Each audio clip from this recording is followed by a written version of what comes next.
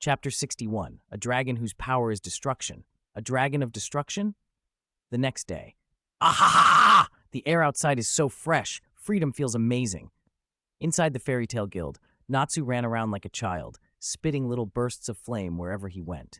Sparks flew, annoying half the room. Curses rose in chorus. I thought he'd be quieter after being locked up for a night. He's still a firefly at heart. Gray sat cross-legged, sneering. You droopy-eyed, stinky popsicle. Who are you calling a firefly?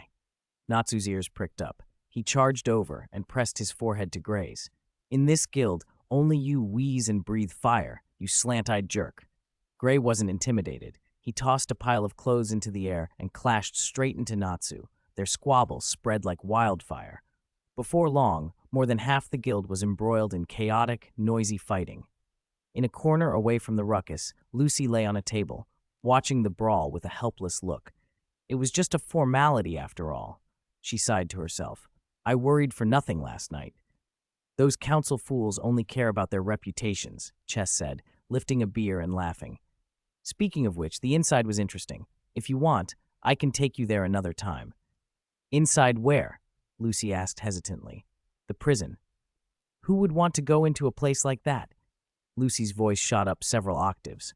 Still, I'm glad Chess and Urza made it back. A faint perfume drifted from Mira's wine-red dress. Smiling gently, she set a beer and a tray of snacks down. Lucy noticed Mira's hair was mussed and bits of torn clothing clung to her dress. She pointed toward the brawling crowd. Mira, it must have been rough getting through that monster-filled mess, right?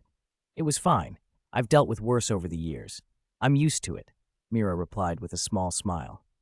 She set down her tray and sat across from Lucy, calm and composed in a way that almost made Lucy tear up. She remembered Mira's demonic form from earlier, the way she'd subdued Chess and Laxus. Had it all been just passion? Before Lucy could dwell on it, Chess pulled a magic card and produced a tiny holy light seal sword for Mira. Here, comb your hair. He tidied the scraps from her dress with exaggerated care. Mira didn't protest or thank him. She simply took the tiny light sword and used it to smooth her hair. Lucy watched in disbelief. No way. Chess, you can use card magic to do that? Feeling out of place, Lucy asked, Chess, they're having quite the time out there. Aren't you going to join them? Mira rested her cheek on her hand, watching the crowd. Elfman was in the fray, throwing a triumphant man and promptly getting knocked away by Wakaba's pipe. No interest, Mira said. I still need to digest yesterday's fight with Urza.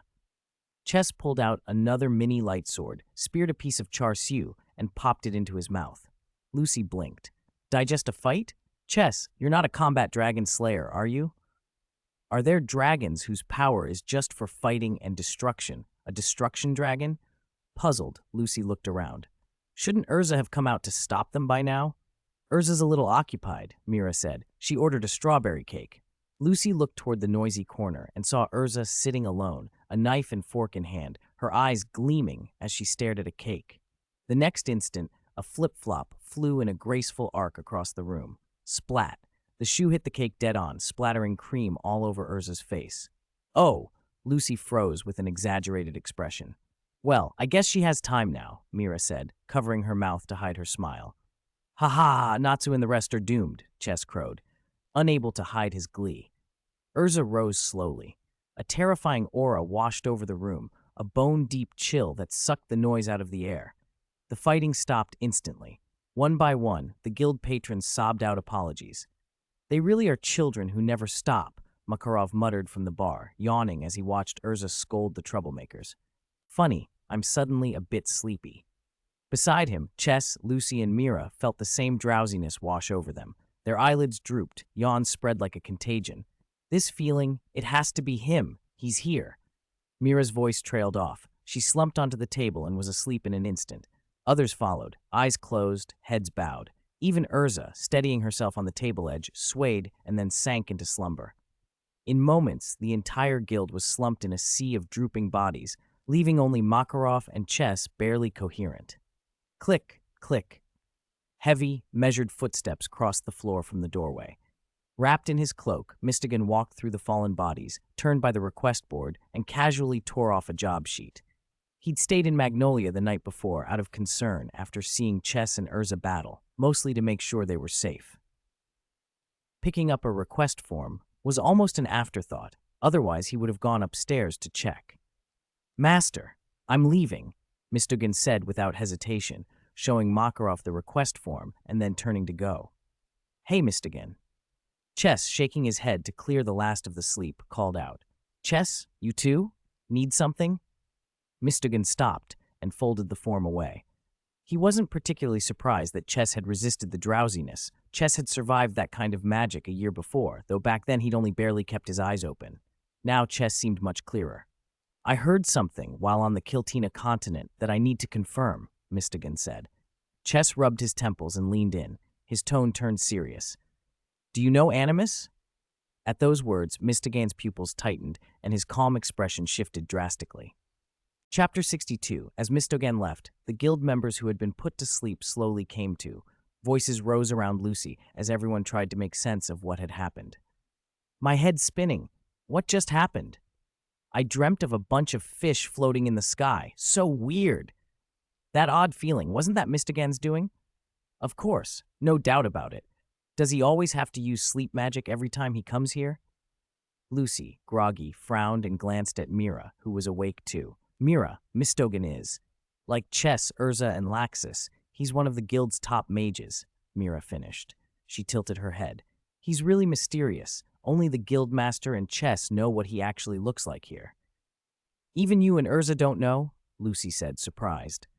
"I've met him once or twice, but I've never seen his face clearly either." Mira started clearing empty bottles and cans from the table. "Feels like all the S-class mages in the guild are unique in their own ways," she mused. Lucy suddenly frowned. "Hey, where's Chess G?" "That guy went out with Mistogan," someone answered. A loud, arrogant voice echoed from the second floor. Laxus appeared in the hallway, spiky headphones on, swaggering with his usual pride. He wasn't answering out of kindness. He was refuting Mira and showing off. "I saw it clearly, while you weaklings who couldn't even handle sleep magic were out cold." "Laxus?" everyone exclaimed. Lucy flinched, still unnerved by what had happened a few days earlier. Natsu, however, wasn't intimidated. He stepped forward. "Laxus, fight me!" Laxus sneered. "Someone who can't beat Urza shouldn't be shouting from over there." Natsu and Urza both snapped at the same time. "Shut up! Don't be so arrogant! Get down here! I'll beat you until you cry!" Natsu clenched his fists, fire flaring in his hands. Laxus waved a hand lazily. "Come up, then." "I'll come up!" Natsu shouted, charging for the stairs, but he was stopped as predictably as ever. A single punch from Makarov sent him sprawling into the floor. Lucy wasn't surprised. She knew the rule. Only S-class mages were allowed on the second floor. "Heh. Learn your place. If you want to fight me, become S-class first, Natsu," Laxus taunted, flicking his cape. "Not that that's anything you'll ever achieve." Under Natsu's furious glare, he turned and went back into the inner hall on the second floor. The others sighed and returned to their usual noisy business. Magnolia, the rooftop of Cardia Cathedral. Chess and Mistogan stood side by side, the cold wind flapping their cloaks. "Chess, how did you even hear about Animus?" Mistogan asked, agitation threading his voice. "I thought that was some rumor from the Kiltina continent, a mysterious celestial thing that can pull people into another world." Chess shrugged, offering an offhand explanation. He was the only one who'd spent 10 years on a quest in the Kiltina continent. "I was just asking around. Didn't expect you to know about it." Mistogan stared up at the clear sky for a long moment, then fixed Chess with a serious look. "Don't ever approach something like that lightly. Even you could get lost in it." "So it really connects to another world?" Chess asked. Mistogan hesitated, then decided to trust him. "Yes. It's dangerous. I've been trying to find and close those openings, but Animus appears randomly. Only if I happen to be nearby can I seal it." Chess thought for a second, then his eyes brightened. "So you can't predict where it will open?" "No." Mistogan's voice was grim. "I can't locate it in advance." Chess laughed, clenching his fist with excitement. "Still, imagine an adventure in another world. How great would that be?" Mistogan grabbed Chess by the collar, about to scold him, but then loosened his grip when he remembered Chess's reckless streak. Maybe that other world had more to worry about than him. In short, never get close to Animus. Without another word, Mistogan's figure dissolved into mist and vanished. Chess watched him go and shook his head with a grin. Worrywart. Back at the guild, any annoyance from Laxus had already faded. The members were back to their usual racket, except this time they were playfully teasing and jeering, full of schadenfreude. A loud crash announced Chess's return as he kicked the slightly ajar door open, and every head turned at once. Chess is back! Chess, come here! You've got big trouble waiting! The guild erupted in cheers and mischievous jeers. Urza stalked over, her armor clanking, and slapped Chess hard on the shoulder. Chess, if you're a man, accept your responsibilities. Don't make me look down on you, she said, dead serious. I'm fired up, Natsu shouted, and even Happy floated up, joining the chorus. Good luck, Chess. Lucy gave a reluctant thumbs up, suppressing a smile. Chess made his way to the center of the crowd, trying to make sense of the commotion. He found Mira crouched on the floor, hands over her face, quietly crying. Elfman stood behind her, his expression burning with determination. Chess, we've been waiting for you, Elfman announced, chest puffed. In a shadowed corner by the bar, Loki sat with a miserably constipated face. Mira looked up through her tears. Ches, Loki's so mean, she sniffled. I asked Elfman to cover for him earlier, but he absolutely refused. Said he wanted me to owe him the favor so he could use it for weird stuff later. Loki bristled instantly. I never asked for favors, and don't insult my pure and noble soul with perverted thoughts. Lucy rolled her eyes inwardly. 3 girlfriends in a day and pure and noble were pretty far apart. Chess finally put the pieces together and couldn't help chuckling. I really did forget all this, sorry. Loki, you know I'm not the type to owe people favors, right? Loki protested. Let's go on a date, Chess shouted suddenly. Before Loki could fully react, Chess and Elfman launched into a coordinated assault. They tackled him in a perfect double move, man lock. Held aloft by 2 burly men, Loki flailed helplessly like an overdramatic damsel. Tears sprang to the corners of his eyes as he squirmed uselessly. My life, my dreams, my dignity, it's over, I'm ruined. Loki wailed as the guild howled with laughter. Magnolia's streets were bustling. Chess, Elfman, and Loki walked together, and everyone they passed hurriedly gave them a wide berth. Strange, Elfman, is your reputation in town really that bad? Chess asked in surprise. What are you talking about? My manliness has been recognized by countless people. Elfman spread his arms and flexed his muscles. This is definitely Loki's fault. You're right. After all, this guy's always messing around, Chess said, nodding thoughtfully. Hey, you two can stop now. Loki shouted in anger, his handsome face twisted in frustration. I'm ranked high on Magic Weekly's most popular male magician list. Magic Weekly doesn't mean much. I topped the destruction list a year ago, Chess laughed. That's why. Loki was about to lose it. Even now, he couldn't fathom why he absolutely had to go on a date with these 2 guys. Dave's Wonderful Pub? Chess said, spotting a pub on a busy corner. For a date, we need somewhere to sit. Let's try here. Man, Elfman agreed. Loki's protests were useless, so he trailed along. Since it wasn't yet prime drinking time, the pub was quiet, only a few scattered customers.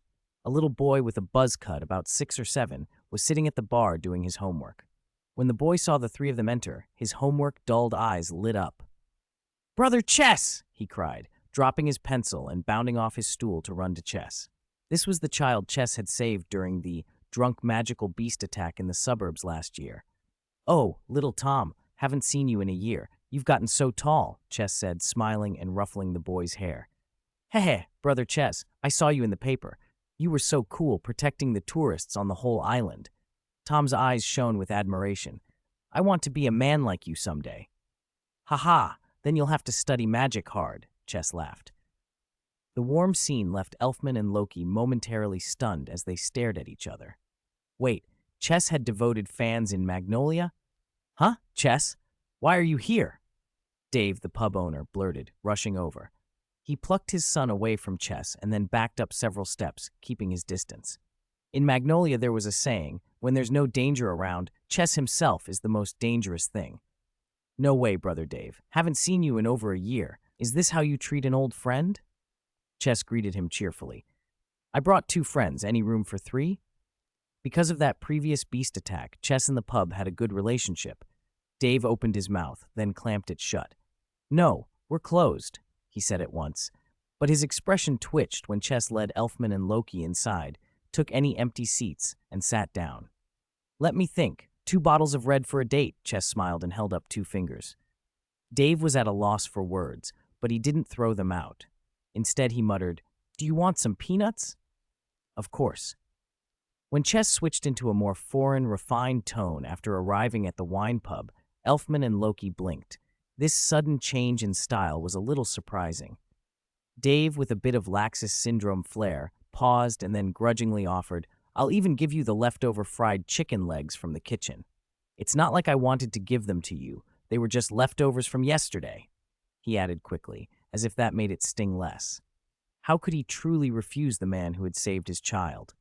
Forget 2 bottles of wine. Dave would have handed over the whole pub. "Dad, didn't you fry the chicken legs early this morning?" Tom said quietly. Thud. Dave smacked him on the forehead. "Loose lips." He pointed at the homework on the floor and snapped, "Pick up your homework. Didn't I tell you to pick it up?" Then he tied his apron, headed toward the kitchen, and muttered, "I can't serve cheap frozen legs to Chess. I'll fry some fresh ones." As he passed the table, Tom's inner thought, "Wait? Date? With those 2 men?" flew straight into Dave's wary ears. The customer at the next table, gnawing a drumstick and enjoying his wine, probably registered a very odd expression when he heard that. Food and wine were quickly brought out. As Dave left the kitchen and watched the 3 men sitting opposite each other, his face mixed suspicion, bewilderment, surprise, and astonishment. After a moment's hesitation, he gave up asking. With the waiter gone, the atmosphere at the table became painfully awkward, completely out of step with the noisy dice rolling at the next table. The 3 grown men just stared at one another, unsure what to do. They couldn't very well behave like an ordinary couple. None of them could swallow that. Time ticked by. 10 minutes later, Elfman finally had enough. He slammed his hand on the table and stood up. "Man," he barked, "we must do what Mira told us to do." "Chess, Loki, let's do what normal couples do," he shouted. The entire pub erupted in commotion. Remar, Chess shook his head with a wry smile, as expected of Mira's younger brother. Loki stared at Elfman with panic. This guy wasn't joking. Was he actually going to go through with it? Loki suddenly felt an uncomfortable pressure in his backside. The next moment, the scene changed. They were no longer in the pub, but out by the city's riverside, the very spot Natsu and Gray used to fight when they were children. "A man's date should be full of passion," Elfman roared, having taken on the beast arm. He unleashed a rising dragon fist that sent Loki flying and suspended in midair. Loki's eyes went blank. In Elfman's idea of what normal couples should do, fighting apparently ranked high. As he fell, his glasses shattered. He landed by the riverbank, face down and silently sobbing. His desire to get back to the star spirit world skyrocketed. "Ha! Elfman, your takeover is getting better and better," Chess observed from the sidelines, watching the whole thing. Then he sighed. "Unfortunately, you should have been able to reach full-body takeover." Chess hadn't dragged them out on a date just to gross out that scoundrel Loki, although that was a bonus. He had a more important purpose: to completely untangle the knots in these 2 men's hearts. Elfman still carried the fear of the Beast King, who had taken Lasana's life. Loki was crushed by guilt, convinced he had killed his former star spirit master, Karen. This awkward, absurd date was all part of getting them to face those wounds. Chapter 64, Karuna Island. 2-in-1, please read. Karuna Island 2-in-1. Really, Chess? You can actually help me control the power of the Beast King's soul? Elfman's eyes went wide, his voice trembled with a rare panic. He put manliness on his lips as a shield, but deep down he was cowardly. Lasana's death had changed him, but whenever night fell and silence took over, he would relive that rainy day and the Beast King inside him. He would curl up in a corner, shivering with fear and self-reproach. Mira had come back from Ermo Relic Island and put her past behind her.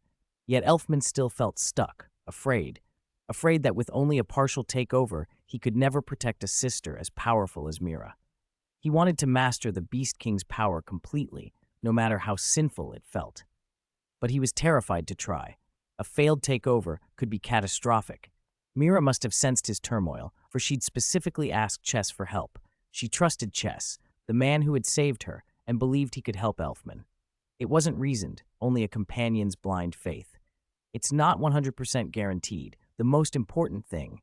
Chess paused, looking Elfman in the eyes. It depends on you, Elfman, whether you can overcome your own fear. His method was simple: fight. With Mira's retake-over of the Satan soul as precedent, Elfman's resolve had hardened. As long as he could steady his will, success was likely. Chess, back and stronger than before, had total confidence in his ability to suppress the Beast King's power, and with that, Elfman's fears might be eased. Chess also planned to test the newly acquired Sealed One's right arm. A magic circle flared on Chess's fingertips. Dark gold patterns crept across his right arm, and light gathered at his wrist, forming a broken chain. Ancient, oppressive power radiated from it. That's a takeover. How is that possible?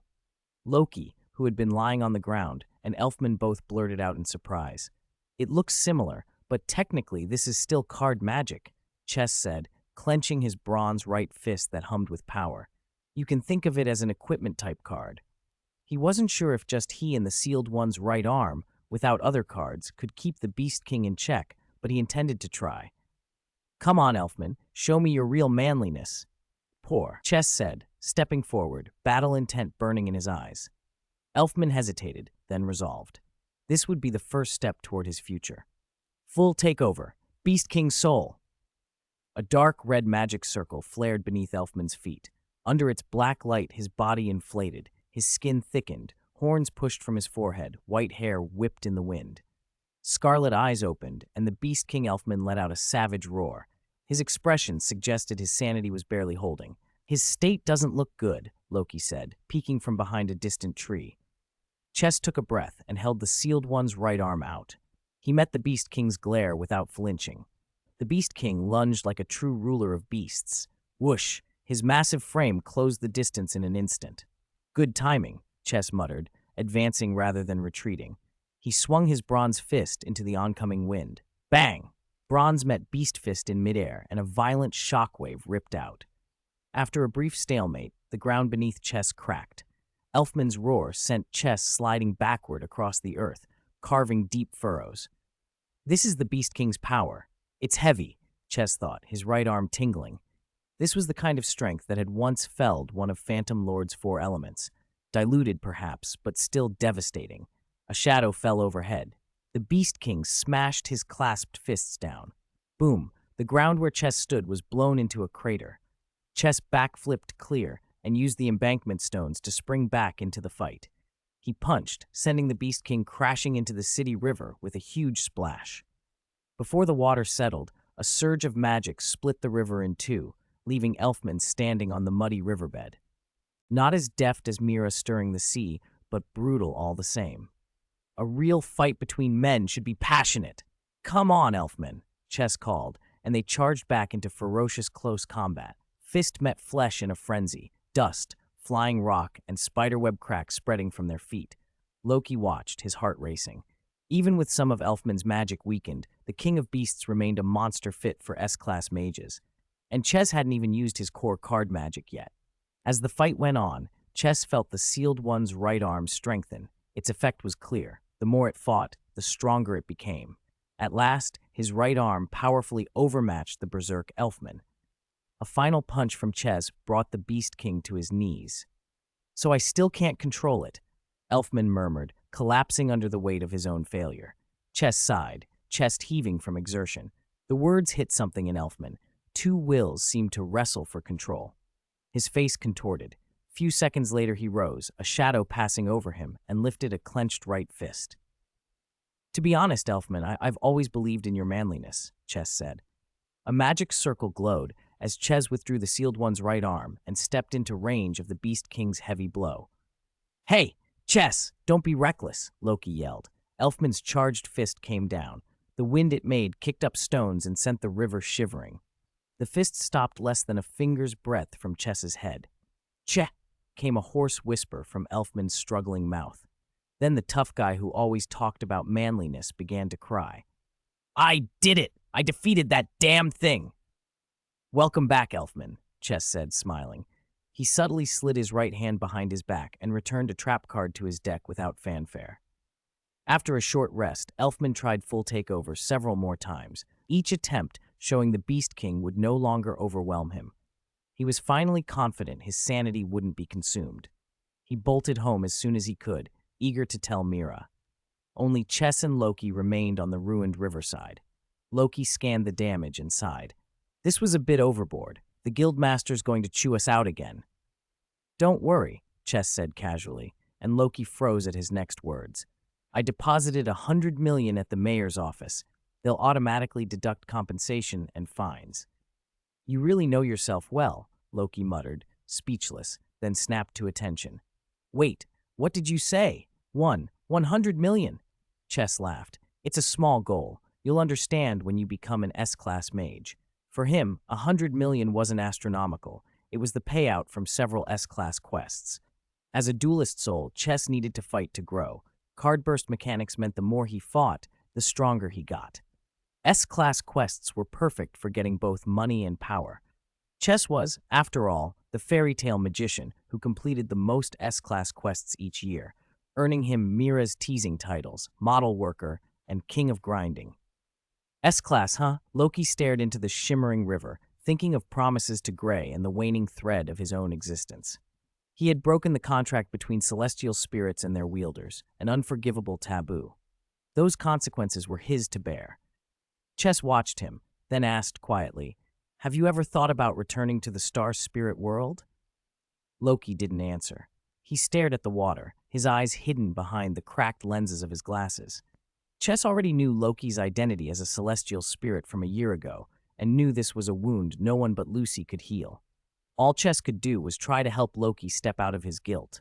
Or, he thought wryly, he could hand the whole troublesome matter over to Lucy and let her deal with it. A certain guild newbie would be very grateful. By the time Chess stepped back into the guild, Magnolia was deep in night. Light spilled from open doors. On the bar table, a slim figure in a black leotard danced an odd, enthusiastic routine. Yo, Chess, you're back! Where are Loki and Elfman? How was your date? Vegeta greeted him with a rapid-fire triple question, never stopping his dance. He was obsessed. When others fought, Vegeta danced. When they flirted, he danced. When they took quests, he danced. No wonder he could never save the money to study abroad at his dream dance sanctuary, Minstrel. They've gone back to their residences, Chess said, glancing around the quiet guild. Vegeta, are you on duty tonight? Yes. Want to dance with me? You should ask Urza for that, Chess replied. Vegeta fell silent. No one quite called Urza's movements dancing. Those who tried usually ended up vomiting and fainting, Urza's version of a lullaby. Chess and Vegeta chatted while Chess kept watching the dimly lit second floor. Before the S-Class quest board stood two conspiring figures, a boy and a cat. Natsu and Happy had snuck in and were whispering over the list. Natsu, which one should we pick? Happy asked. How about the simplest one for our first time? Natsu mused. Karuna Island, Lucy would love the key in the bonus reward. That's the one. Chapter 65. Chase's goal is to kill Ulu. By the river that split the city, Lucy walked home with her arms spread out to keep her balance on the bank. Plu, the little dog spirit, wobbled behind her, and Happy floated over the water, calling down reminders to be careful.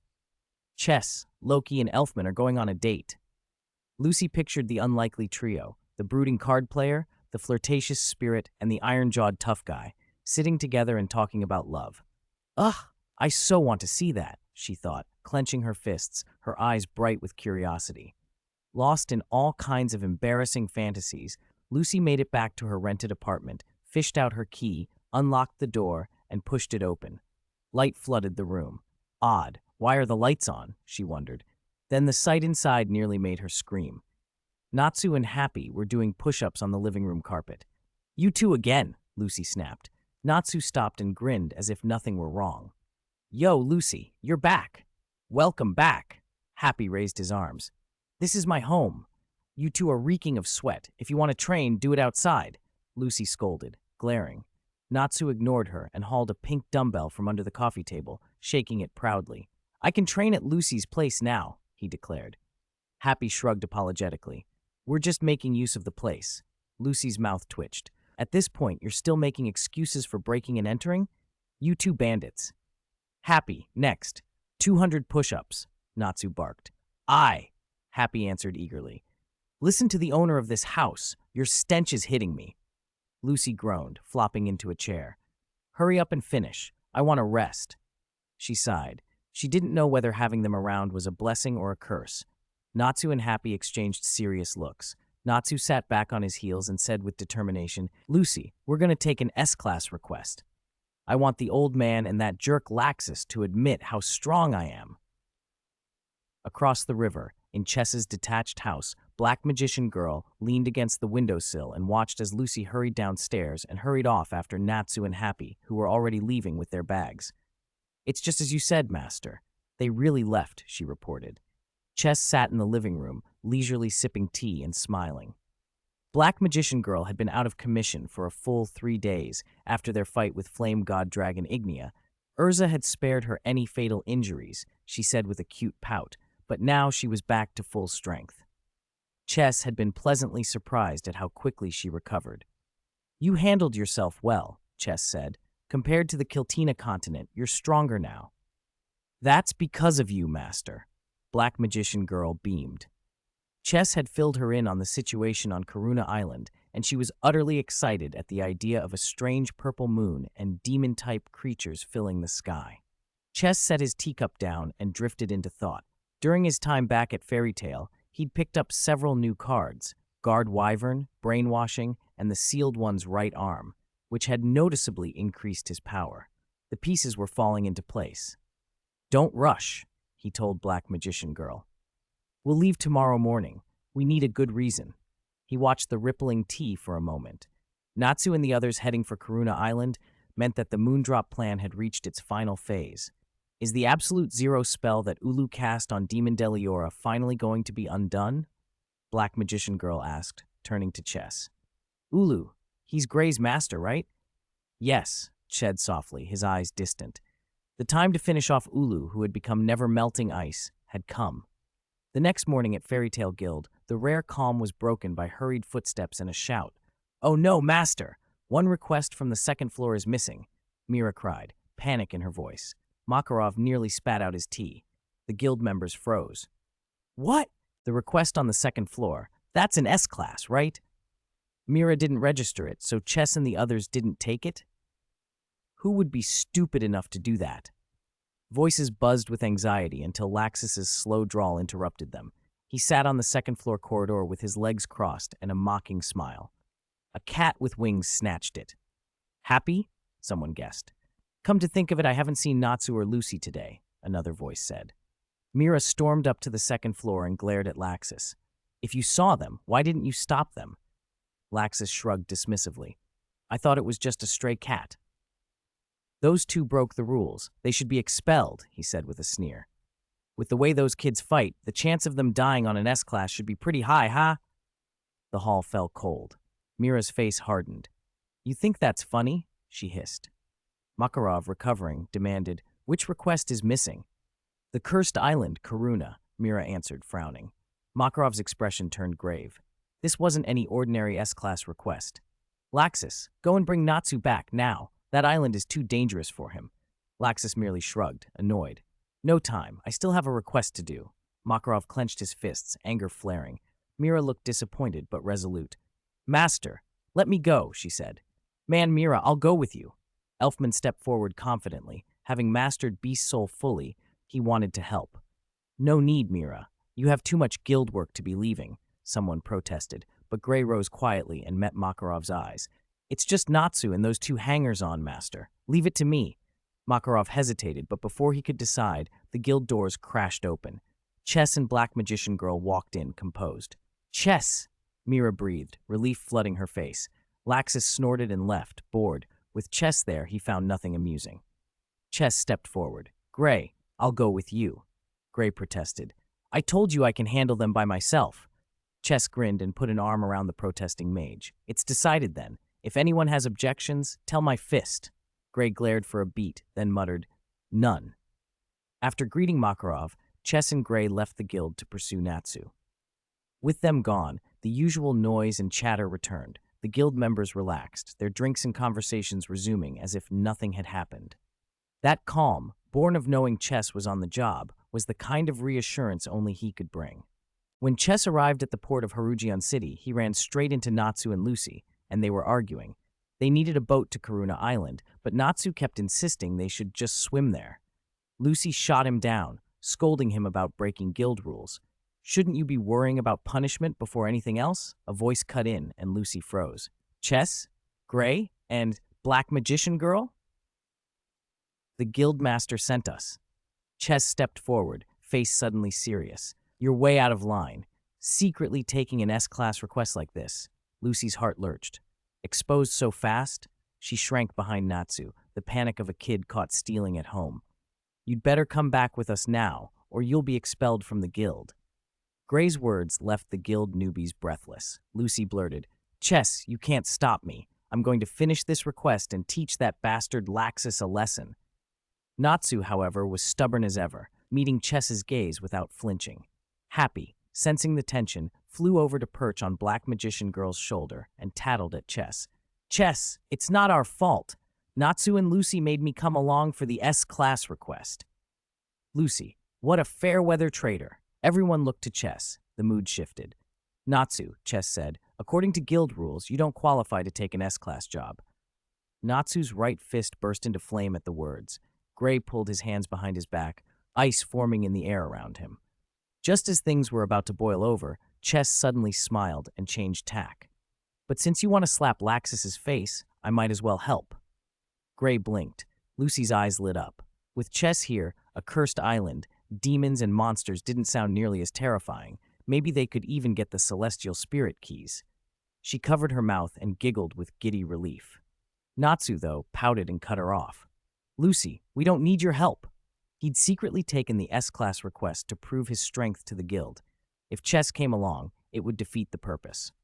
Lucy's expression froze between smugness and longing. "Yes, I want Chess's help." "No, I don't want Natsu to get credit." Chess clapped once. A shimmering card appeared at his fingertips.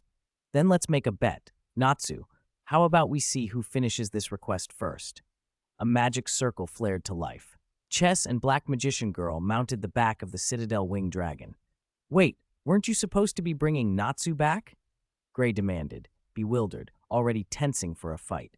A gust whipped up as the blue dragon beat its wings, and in an instant the silhouette streaked across the sky and vanished where sea met horizon. A boatman at the dock watched the spectacle and called out, "I know the way there. I can take you." The man was Bobo, the son of Karuna Island's chief. Natsu's competitive streak ignited. He stopped caring about travel etiquette, grabbed Lucy and a still confused Gray, and leapt onto Bobo's small boat. "Let's go! We can't lose to that bastard Chess!" Flames puffed from his nostrils as he braced himself. Bobo clutched the oars and rowed like a man possessed. The little boat put out from the harbor and headed for Karuna Island, while far above the Citadel Winged Dragon raced across the open sea. Black Magician Girl leaned forward, arms spread, letting the salt wind whip her long blonde hair. "Go, Citadel Winged Dragon. You must get there before Natsu." The dragon suddenly braked and hung in midair, head cocked in confusion. Karuna Island? It had never heard of such a place. Chess froze. "Oh, sorry. I forgot to tell you where it is." Black Magician Girl and the dragon exchanged horrified looks. What an unreliable master. "We should turn back and find Natsu," she suggested. "No," Chess said. "Normal fishermen won't go near the island. Bobo's the only one who'll approach it willingly." "Then let's head back and meet them," she said. "That'd be embarrassing." "You can feel embarrassed? Fine. We'll find a pirate to guide us. If they refuse, we'll force them to." So the dragon flew off, using its keen eyesight to scour the seas for any pirate ship. By the time they found one and made for Karuna Island, night had fallen. A purple full moon hung over the water, bathing the isolated island in an eerie light. The primitive village clinging to the shoreline looked tense and half-empty. Natsu and the others who had arrived earlier had already learned the situation. Long exposure to that purple moonlight turned villagers into hideous, terrifying demons at night. Panic had spread through the village. In desperation, the chief had executed his own son when the boy became fully demon to stop the curse from spreading. The request was blunt and desperate. Destroy the purple moon, the source of the curse. It was an impossible-sounding task for Natsu and the rest. After hours of frustrated discussion and no workable plan, Lucy suggested they sleep and search the island in daylight. They agreed and took the guest room the chief had provided. Natsu, Gray, and Happy fell into heavy, rumbling snores almost immediately. Lucy burst out of bed, flinging off the blanket. "I am not sleeping with perverts and monsters," she declared, sitting up with a complicated expression. There was a soft knock on the door. "Excuse me, are the guests awake? 2 more companions from your guild have arrived," the chief's voice said. Chapter 67, Devil Deliora, 2 in 1. Near the village guest house, under a small pavilion draped with thick leaves, Lucy sat on a wooden stump, curling up as much as she could to keep out the purple moonlight filtering through the branches. Ever since she'd heard about the villagers' plight, she'd been terrified of catching the moon's curse and turning into a demon. Chess, however, who already knew the real reason for the moonlight, didn't seem bothered at all. He leaned against the edge of the pavilion and let the light fall over him. "Chess, weren't you supposed to be faster than us? Why are you only getting here now?" Lucy demanded. Chess shrugged as if it were no big deal. "Long story. On the way here, I ran into some pirates causing trouble. I just did a good deed on the way." "Really? I'm not doubting you, Chess," Lucy said, narrowing her eyes suspiciously. "Our route was the same, right? We should have met the same ships, the same pirates. How come you didn't run into any?" Chess met her gaze with a very serious expression. "What is it?" Lucy felt awkward under the stare. "Nothing. The moonlight's kind of pretty tonight," she blurted, grasping at a new subject. "That's what you were holding back for ages to say. And since when is this eerie moonlight pretty?" Lucy snapped. The black magician girl sitting nearby covered her mouth and chuckled at her master's predicament. Lucy, still suspicious of Chess and the way he and the girl sat half-bathed in purple light, warned, "You two should move further inside. Being exposed like this might get you cursed." "I've already heard the village chief's report," Chess said with a smile, emphasizing the word we. "If I'm not mistaken, this moonlight won't affect us much." Lucy didn't catch the hint and looked unconvinced. "Lucy, don't underestimate an S-class mage's judgment," the black magician girl declared, more boldly. She stepped into the open, tilted her head back, and opened her large eyes to the purple moon. "Isn't it lovely?" "No, stop looking at it. It's dangerous," Lucy cried, rushing to pull her back. Chess interrupted with a smile. "So what are you and Natsu and Gray planning to do tomorrow?" Lucy's face brightened, then she covered her mouth mid-answer. "We're going to explore other parts of the island tomorrow." "No, I can't tell you." Chess feigned disappointment. "Ah, my cute little sister has teamed up with those 2 idiots so fast." Lucy pouted and looked away, swinging the hem of her skirt with a nervous little voice. "I want to try to complete the request with my own strength." She knew it was ambitious. The others in the guild were powerful, and as a newcomer, she wanted to prove herself. Chess read her expression perfectly and gave a thumbs up. "Then go for it. Give it your all." "Okay, I'll do my best," Lucy beamed, suddenly full of energy. "But you two should get some rest first." Chess stood and stretched. "After traveling all day, I'm a little tired too." He called to the black magician girl and headed for the temporary guest house. Lucy rose as well and then froze. There was only one room. Her face drained of color. One room meant, after the exhibitionist, the fire breather, and now a dead card guy? No way she could sleep with all those weirdos in one room. "Huh? Lucy, what's wrong?" the black magician girl asked, tilting her head. Relief flickered across Lucy's face. "Oh, at least you're here, black magician girl. Let's sleep together tonight," she said in a rush. The girl hesitated. "I'd like that, but staying in the real world continuously wastes Master's magic," she said apologetically. Lucy's hope deflated instantly. Chess, sensing the awkwardness, pointed toward the room seriously. "Girls should be a little modest. How can you sleep in the same room as 2 perverted monsters?" "You think I wanted this?" Lucy snapped. "Also, now there are 3 of us," Chess added. "Happy doesn't count," the cat chimed. "It's you," Lucy yelled. Chess blinked. "I wasn't thinking that. I was considering using a card effect to summon a luxurious single room just for you." Lucy's eyes lit up, and she threw herself at Chess's arm. "Chess, you're the best." Chess sighed and produced a card. A magic circle flared up, white light braided together, and a construct formed, a luxurious piece of furniture made of rare wood inlaid with hexagram gems. A coffin. Lucy stared. You've got to be kidding me, Chess explained, unfazed. It's the Black Magic Tribe's coffin of resurrection. The space inside is comfortable, and lying in it restores a little magic power. Lucy's face went pale. I shouldn't have had fantasies about you, Chess. She shivered, pointing at the coffin. What the hell is that? Chess laughed. The black magician girl didn't join in. Instead, she pulled Lucy aside, hands on her hips. Master, stop teasing Lucy. Let her go into the deck. Lucy blinked. Into Chess's deck? Chess cleared his throat and produced a blank card. How about it, Lucy? Want to come in? It's safer and won't drain my magic if you stay in there. Trusting Chess despite her complaints, Lucy looked at the black magician girl and nodded. Then, good night, Chess. Good night, Lucy, Chess replied. A flash of light, and Lucy stepped into the card space with the black magician girl. Inside the deck, Lucy's sleepiness vanished and her eyes went wide. The space was a spacious, pink-toned house full of fluffy dolls and plush versions of card monsters, winged Kuribohs, marshmallows, dragon-made parlor figures. A bookshelf 2 people tall held volumes of magic books. Lucy peered at the strange runes and felt dizzy. That text is unreadable, she admitted. These are just basics, the black magician girl said casually. Master's books are 10 times more.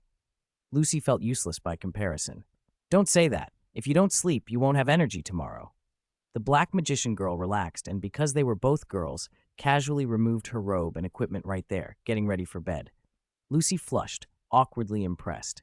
The 2 blonde girls, an oddly pleasing sight, laid down on the pink king-sized bed and chatted until sleep took them. The next morning, Natsu shook Gray awake. This is bad. Something terrible happened. Wake up, Gray! Gray groaned. What are you doing so early? Lucy was cursed by the moon and turned into a demon, Natsu cried. Gray rubbed his eyes, glanced at Chess sleeping on the floor of the room, and went back to bed. So it was a dream, he mumbled, and lay down again. 2 seconds later, he bolted upright. Wait, how did Lucy turn into Chess? It's the curse! This island's curse! Natsu insisted, sure as anything. Happy yawned, floating beside them. Chess woke when the commotion reached him, rubbed his eyes, and greeted them cheerfully. Morning, Natsu, Gray, Happy. Natsu and Gray exchanged a horrified look. The voice, the mannerisms, Chess sounded just like Lucy. The thought of Lucy being replaced by Chess under the curse sent their imaginations into panic. To them, Lucy as Chess would be far worse than an ugly demon. At that point, Lucy came out of the card space and held her forehead in disbelief. You really have no idea what's in my head, do you? How would I possibly turn into Chess? Happy landed on her shoulder. Lucy, my shoulders are stiff. Can you give me a massage? He asked. No time, Lucy snapped. We're not on vacation. We need to explore the island today. Natsu leapt up at the reminder. I can't let that bastard Chess get ahead of me. Without thinking, he shot out of the guest house and disappeared through the village gate in an instant. Gray scoffed and made a point of stripping down before chasing after him. No matter how urgent, you still should at least take your clothes off first, he muttered, chasing after Natsu in his base layer shorts. Is that the only difference between you two? Lucy groaned, exasperated. She collected her celestial spirit keys, put Happy back in her arms, and sprinted to catch up, giving it everything she had. Chess, knowing the moondrop ritual wouldn't take effect until night, had no intention of rushing into the daytime exploration. He casually got up, stretched, and decided to go find the village chief and have some tea. He'd already visited the moon god temple before coming to the village and observed the ritual once, so there was no need to rush. As he walked, a memory crossed his mind. Ulu Milkovich, the famed ice-make wizard from the northern continent, who'd once sealed Deliora with absolute ice at the cost of her life. I will seal the darkness in your heart, he remembered her saying, the line that had moved many to tears. Chess felt a pang of regret at the chance lost then. Now the opportunity to fill that regret stood before him like an unplayed card. He imagined a cross-shaped magic card flashing at his fingertip as he strolled out to find the chief. Meanwhile, Natsu, Gray, Lucy, and Happy pushed into the island's dense forest, investigating places where the moonlight seemed strongest. After a few detours, they found the moon god temple at the island's center. Natsu's recklessness sent the group tumbling into a dark lower level of the temple. The air there was biting cold. At the far end of the chamber stood a giant crystal-clear ice sculpture. Gray's body shook. He stared at the figure, eyes wide with horror as memories rushed back. Deliora, the demon Deliora, sealed by absolute ice, he whispered. How can this be here? Natsu breathed, equally stunned. Chapter 68. With me and Chess here, you'll be fine. Time dragged on until night quietly fell. A beam of light shot from a massive magic circle in the temple ruins and struck Deliora's head. The eternally frozen ice around the demon showed faint signs of thawing. Natsu and the others had followed that light all the way to the top floor of the ruins, where they ran into Lion and his followers performing a mysterious ritual. Gray learned the whole moondrop plan from Lion, and anger flared into a fierce clash of ice magic between them. In the middle of that chaos, Lion's ice accidentally froze Natsu and put him temporarily out of commission. Lucy, hearing that the attackers intended to harm the innocent villagers, rushed back to the village with Happy's help. The village was bathed in purple moonlight. So that's it. Revive the demon Deliora with the moondrop. I didn't expect Gray to have such a dangerous senior disciple, Lucy said after explaining everything she'd seen. Chess rested his chin on his hand and wore a look of mock surprise. Huh, interesting. I don't care about plans or the moon, the village chief rasped, now turned demon by the purple light. He paced frantically, urging them to destroy the moon immediately. There was none of his former easygoing calm in his voice. Two burly villagers smiled apologetically and dragged him away. Powerful mages are coming to attack the village. What should we do? Someone asked. Are we supposed to die before the curse is even lifted? Another murmured. You don't have to worry, Lucy said, clenching her fist with forced confidence. She picked up a cup of tea and took a sip. With Natsu and Gray both struggling in battle, she would have been panic-stricken if she'd been alone. But with Chess here, an S-class mage, even 3 magicians wouldn't be enough to faze him. She'd watched Chess and Urza spar and was absolutely certain of that. Lucy, you really love bragging, don't you? Happy sneered from the side, still a little sore from the events at the ruins. Shut up, you dead cat, Lucy shot back, glaring. You can relax. Even if I'm not very strong, Lucy is a pretty capable mage, Chess said calmly. Lucy choked on her tea. Meanwhile, Happy became the target of her glare. Chess sank onto a stool and fiddled with the hem of his clothes, looking guilty in a deliberately exaggerated way. I wanted to see if I could complete the request by myself, he muttered, mimicking Lucy's tone. I've been thinking about this since we were on the way to Karuna Island. The familiarity of the words made Lucy's face go hot. A big vein of embarrassment popped on her forehead. She knew she'd said something like that earlier and felt ashamed, yet there was a ridiculous, burning urge to throttle Chess right there. I know, even if it's just me, I can handle it, she declared, patting her flushed cheeks and trying to rally herself. She strode toward the puzzled villagers with a plan forming. Open, Gate of the Maiden, Virgo. A golden magic circle flashed, and with a melodramatic whoosh, Virgo appeared in her maid outfit. Princess, please punish me as you see fit, she intoned. Who would ask you to do anything like that? Lucy snapped, then pointed to the village's only exit. Virgo, help me dig a hole right here. Her plan was simple. Dig a trap so that if the 3 magicians dared to come through the entrance, they'd fall in and be captured. Virgo, a bit of a masochist but very capable, nodded earnestly and set to work. In no time, she had dug a vertical pit several meters deep and covered it carefully with dead branches. The watching villagers were stunned. Princess, please scold me, Virgo said, bowed and all business. I don't have time for praise, Lucy replied, sending Virgo back to the star spirit world and turning to explain the trap to the villagers. The hole was clumsily covered but serviceable. I don't think anyone with half a brain would fall for that, one villager said skeptically. Yeah, I think so too, another agreed. Suddenly regular guild mages seem so weak, someone else muttered. Compared to Chess's trap, Lucy's is just child's play, Happy crowed, pointing at the hole with a paw. Lucy felt her heart sink as the criticism mounted. Then the black magician girl standing behind Chess stepped forward, eyes bright with enthusiasm. Go, Lucy. This trap is perfect. It'll work for sure. Chess glanced at the black magician girl with a twitching mouth. She might have been clumsy, but she had a knack for following Lucy's energy to the letter. Someone's coming from outside. a villager suddenly cried from the wall, and silence fell. The spiked wooden gate at the entrance slowly rose, and down the dark road they saw Natsu charging toward the village, encased in an ice ball and carrying a badly injured Gray. "Natsu? Gray?" Lucy gasped, about to call out a warning.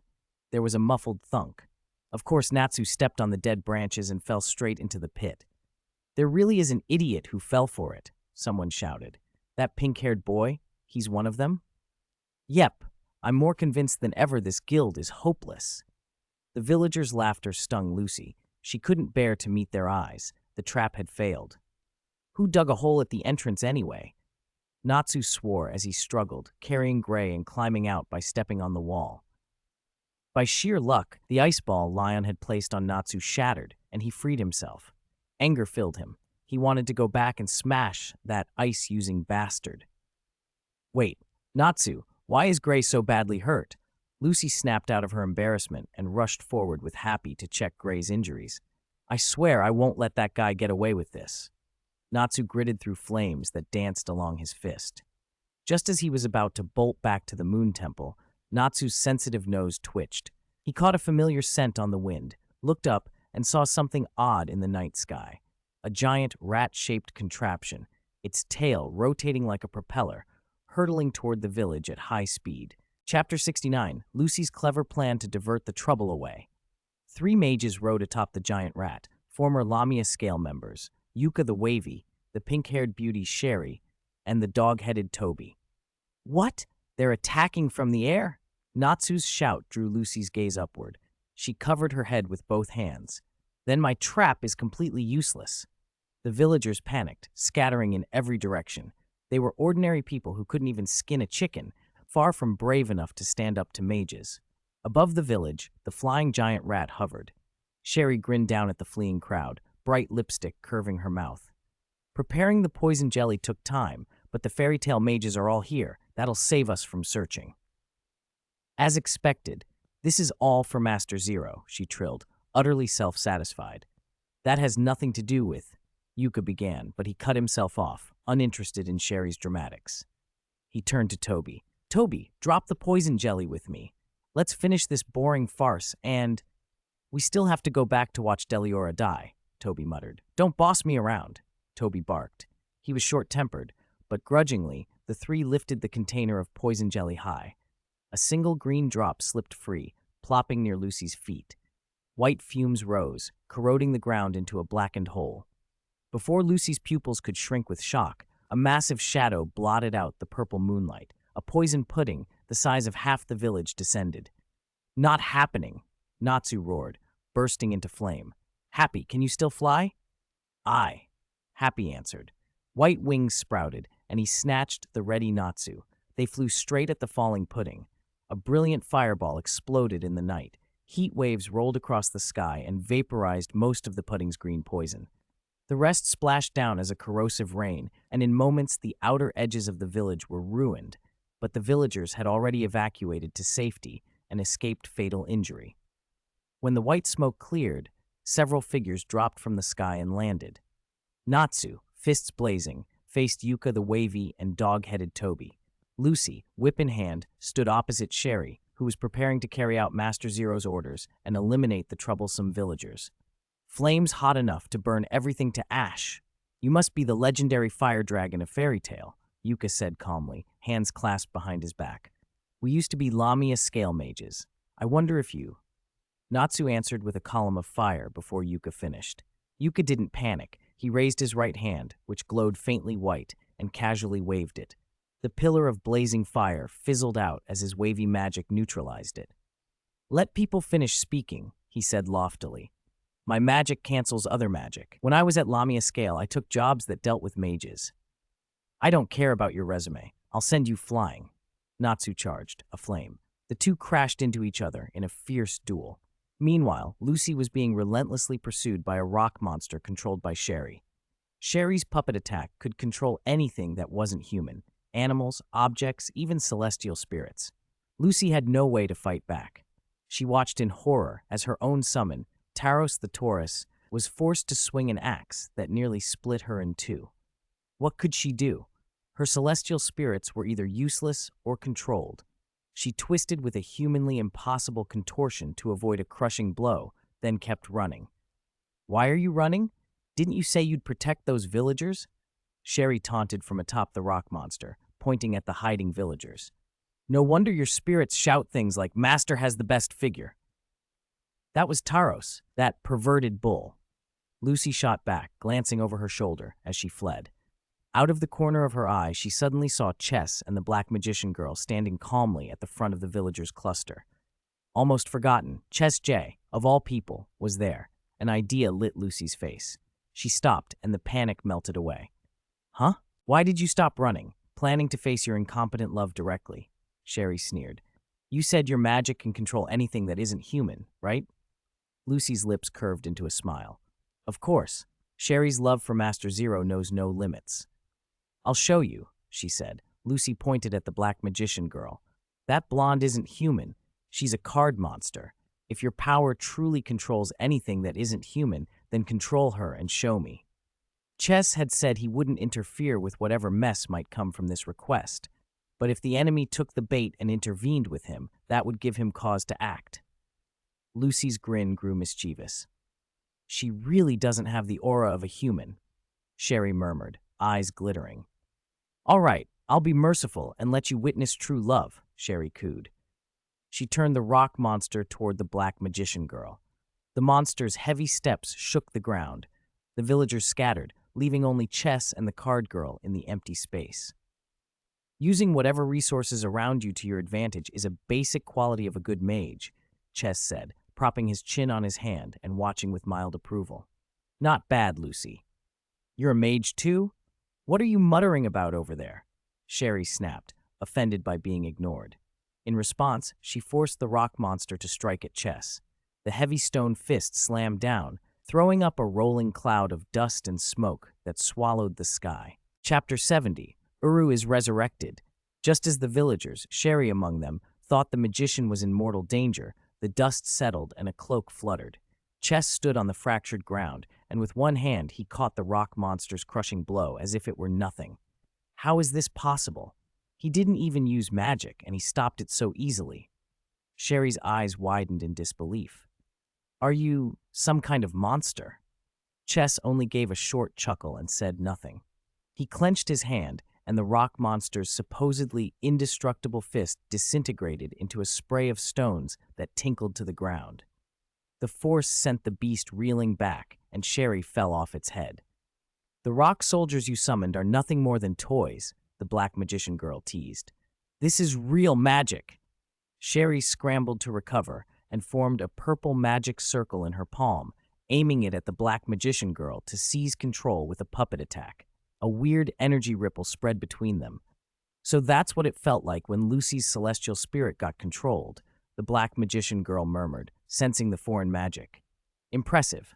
She barely waved her staff and Sherry's charm was torn apart. In that instant, Sherry tasted a magic she couldn't resist, and terror drained the color from her face. She slumped atop the rock monster, defeated. The only person whose power had felt remotely like that to her was Jura of Lamia Scale, the Iron Rock Ace. "That little girl?" Chess snapped, stepping forward. "Sherry's not a kid." Sherry fumed, cheeks puffed out in indignation at being treated like a child. Chess didn't indulge her. His eyes narrowed. A dark, golden magic began to surge from him, shredding his clothes in a rustle of power. An oppressive presence rolled outward across the village like a storm. In Sherry's view, Chess seemed monstrous, a demon risen from some hell. The pressure left her white and trembling. Her magic faltered. With a deaf crash, the rock monster collapsed and Sherry fell unconscious. "Ha! As expected of Chess," Lucy cheered, excited. But Chess didn't stop there. He turned toward Natsu, Yuka, and Toby. Though Natsu could hold his own against two opponents, the Moon Temple's ritual was approaching its climax, and Chess wasn't about to wait. "Hey, Chess! What are you doing? This is my fight. Don't interfere," Natsu shouted, sending the dog-headed Toby flying with a blast of Fire Dragon's iron fist. He'd felt Chess's oppressive magic and knew Chess was finally making a move. Yuka and Toby held their breath. The tension was palpable. "So it's 3 enemies now?" Chess said, simply watching them. Natsu squawked, hands on hips. "Chess, Your eyesight's terrible. There are only two. Ah! Before he finished, Chess's fist connected with his face and sent him arcing away, cursing as he traced a parabola through the night and landed in the temple ruins at the center of the island. Chess means you're an enemy too, Natsu muttered from the distance. In the blink it took to make a snide remark, Yuka and Toby were also hurled into the sky, disappearing into the night. S-class mage fights were blunt and decisive like that. As expected of Chess, Lucy said, running up and offering a proud thumbs up. Not bad. Chess ruffled his fist menacingly. I apologize, I was wrong. Lucy bowed at lightning speed, hands over her stomach in an exaggerated apology, survival instincts on full alert. From a magician's perspective, given the situation, this was the optimal strategy. Under her terrified gaze, Chess opened his hand, patted her shoulder, and smiled. You did well. Your request is approved. Really? Nice.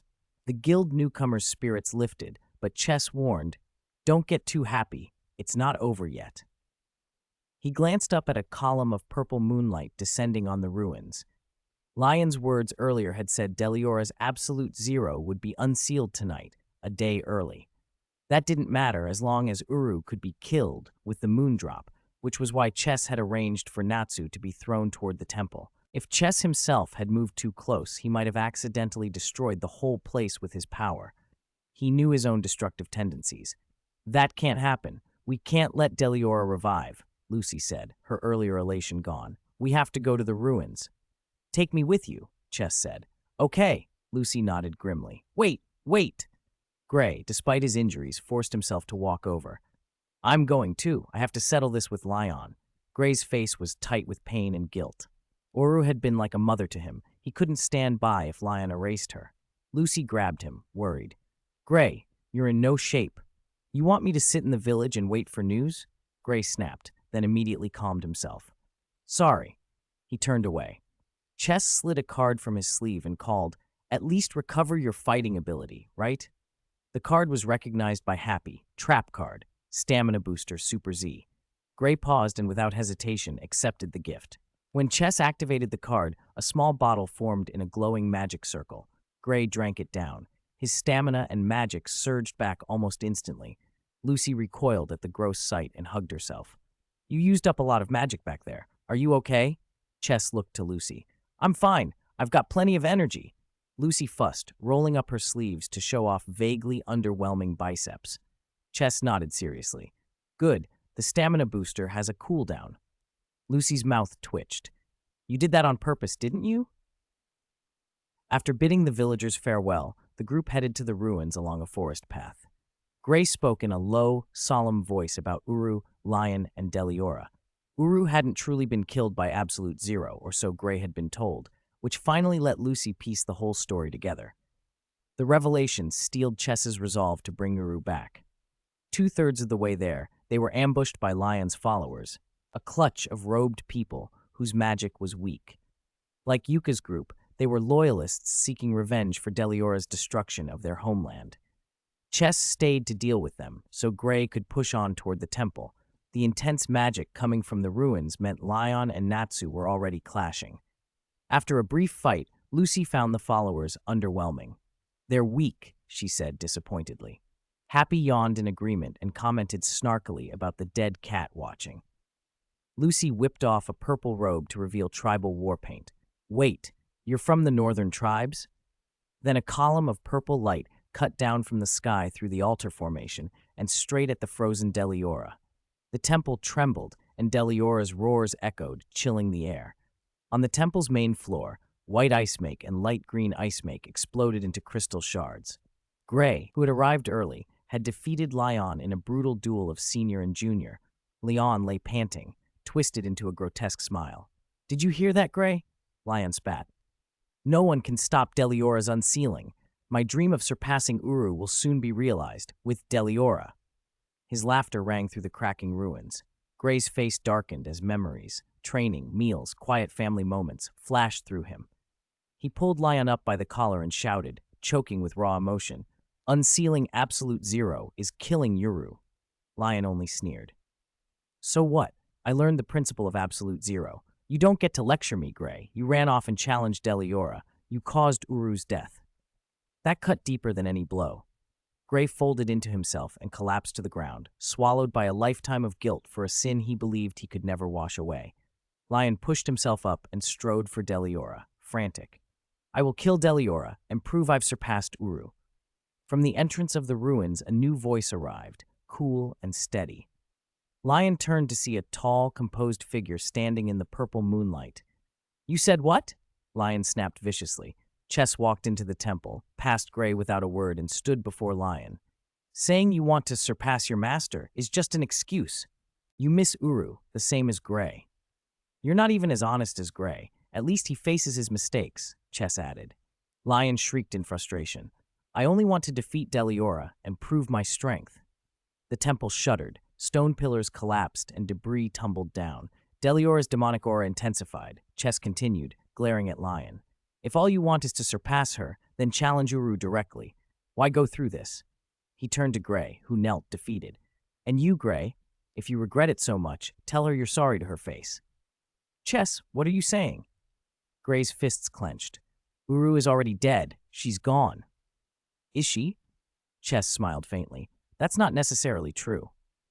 Under Gray's and Lion's incredulous stares, Chess raised his fist and struck the cracked floor of the ruins. The already brittle stone collapsed beneath them, and the three of them plunged down into the cold darkness of the lowest level. At the bottom, Deliora's massive, melting form lay there. Ice had turned to trickling water that pooled and flowed toward the sea.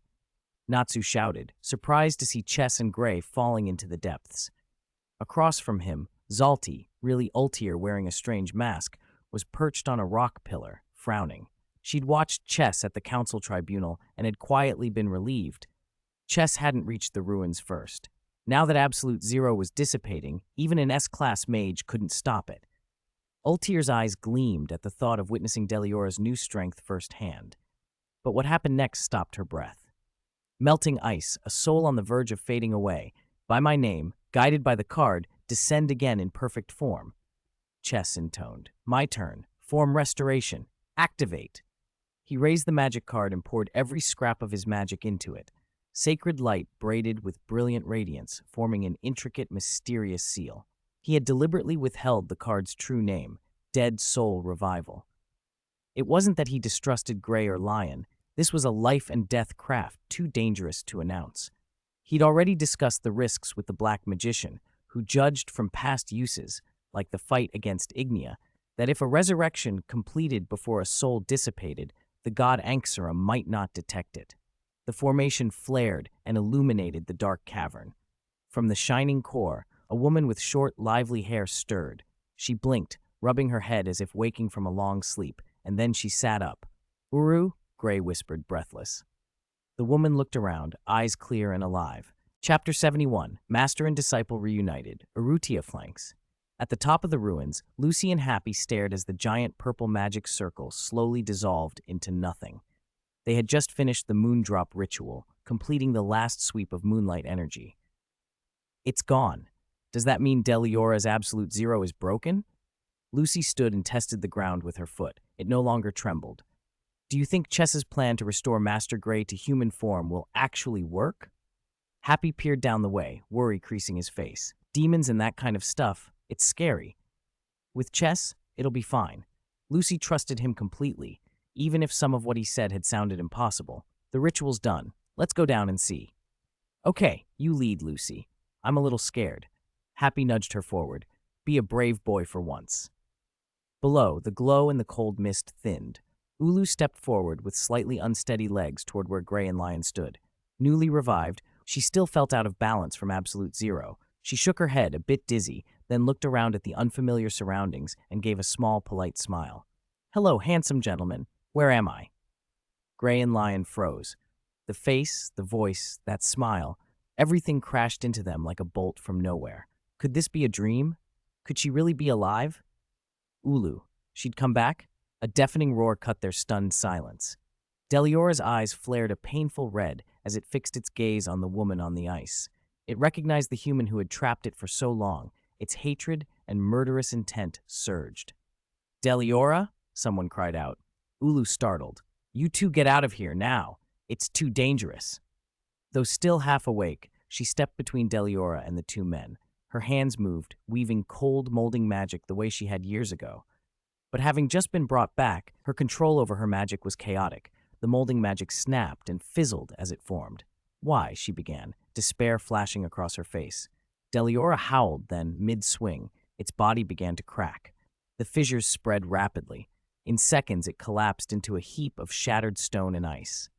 "Maybe, after being frozen for so long, Deliora's life just gave out," someone whispered. "Ulu defeated Deliora?" Lion watched the demon he had feared for years crumble away, unable to accept it. Gray, recovering from his shock, hauled his battered body forward. He stumbled, then dropped to his knees before Ulu, trembling. "Ulu, I'm so sorry," he sobbed. "It was my recklessness, my ignorance. It cost you your life." He couldn't bring himself to stand before his master. Tears streamed down his face as he buried it in his hands. The figure before Ulu, the crying, repentant man, merged in her mind with the small boy who had once stood under the ice until they were one. "You are Gray?" Ulu's pupils narrowed. Her voice shook a little. She had a growing idea of who they were. Lion, unable to hold back the torrent of emotion and pride, shouted, "Ulu, I'll beat you, I'll surpass you, I'll prove molding magic is the best." He gathered his magic into a towering ice giant and hurled it at her. Ulu stood perfectly still and opened her arms with a gentle smile. The ice colossus shattered against her like glass, spraying glittering shards in snowfall. "You must be Lion," she said softly, embracing him amid the falling crystals. "I never thought the two of you would become such fine magicians." Lion's bravado collapsed. He sobbed with clumsy gratitude, burying his head against her shoulder. In one fragile instant, they all fell apart and healed together. Master and two disciples reunited at last. Behind a crag of rock, Ultir leaned weakly, her mind in turmoil. Form restoration? Did that mean he had turned ice back into a person? Her arc of time couldn't do that. How was it possible? She'd been utterly composed before Ulu's arrival, but seeing the woman who had once been her mother, revived, left her shaken. Ultir's feelings toward Ulu were a knotted mix of love and hate. She loved the woman who had protected and cherished her. She hated the woman who had coldly abandoned her for others. That hatred had been based on misunderstanding, but the love ran deep. She had joined Grimoire Heart to find the black wizard Zareth and force a return to the past, back to the time before she hated her mother. Now, confronted with the woman who had died and come back, she didn't know what to feel. Lucy and Happy arrived silently and peered around the rock. Seeing the reunion, they exchanged puzzled looks, then pulled Natsu aside to whisper. Chess, who had been watching from the edge of the scene, glanced toward Ultir's hiding place, then stepped forward until he stood before Ulu and the two disciples, interrupting their embrace. He cleared his throat and, deliberately raising his voice, asked, "Ulu, may I be so bold? Besides Gray and Lion, do you have any other family?" Ulu blinked. "Before at the Magic Council," Chess continued, "I saw someone who looked and sounded a lot like you. Her name was Ultir." "Ultir?" Ulu froze for a heartbeat, then her whole body trembled. "Are you sure that's her name?" "Ultir," Chess repeated quietly. "Ultir is she's the daughter who was supposed to have died." Lucy and the others went silent. Gray's master's daughter, someone they'd heard about, was actually connected to the council? Lucy's eyes widened. After all they'd seen from the council before, she had assumed no good came from them. Ches nodded.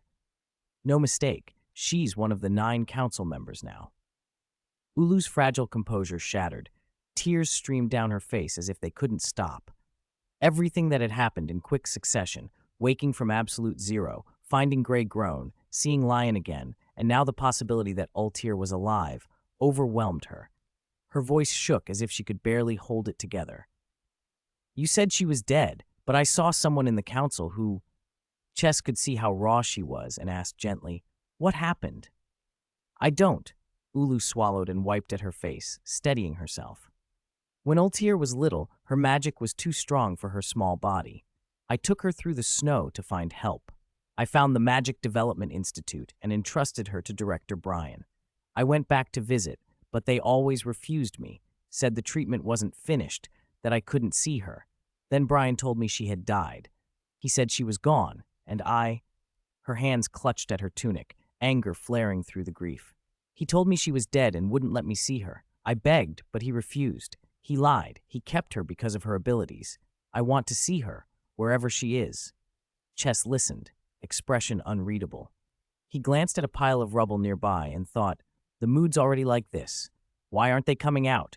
At that moment, a soft clatter broke the silence. Something fell and struck stone. Everyone snapped their heads toward the sound. A woman stepped out from behind the rocks. Long black hair framed a familiar face. She wore a simple white dress belted at the waist. Her posture was composed, but the lines of her figure were unmistakable. For a moment, nothing else existed.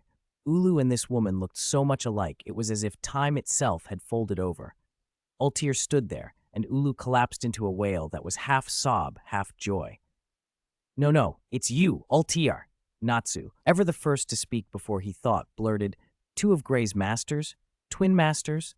He looked back and forth between Ulu and Ultir, already forming ridiculous conclusions. Perverted masters have all kinds of tricks, thought projections, clones.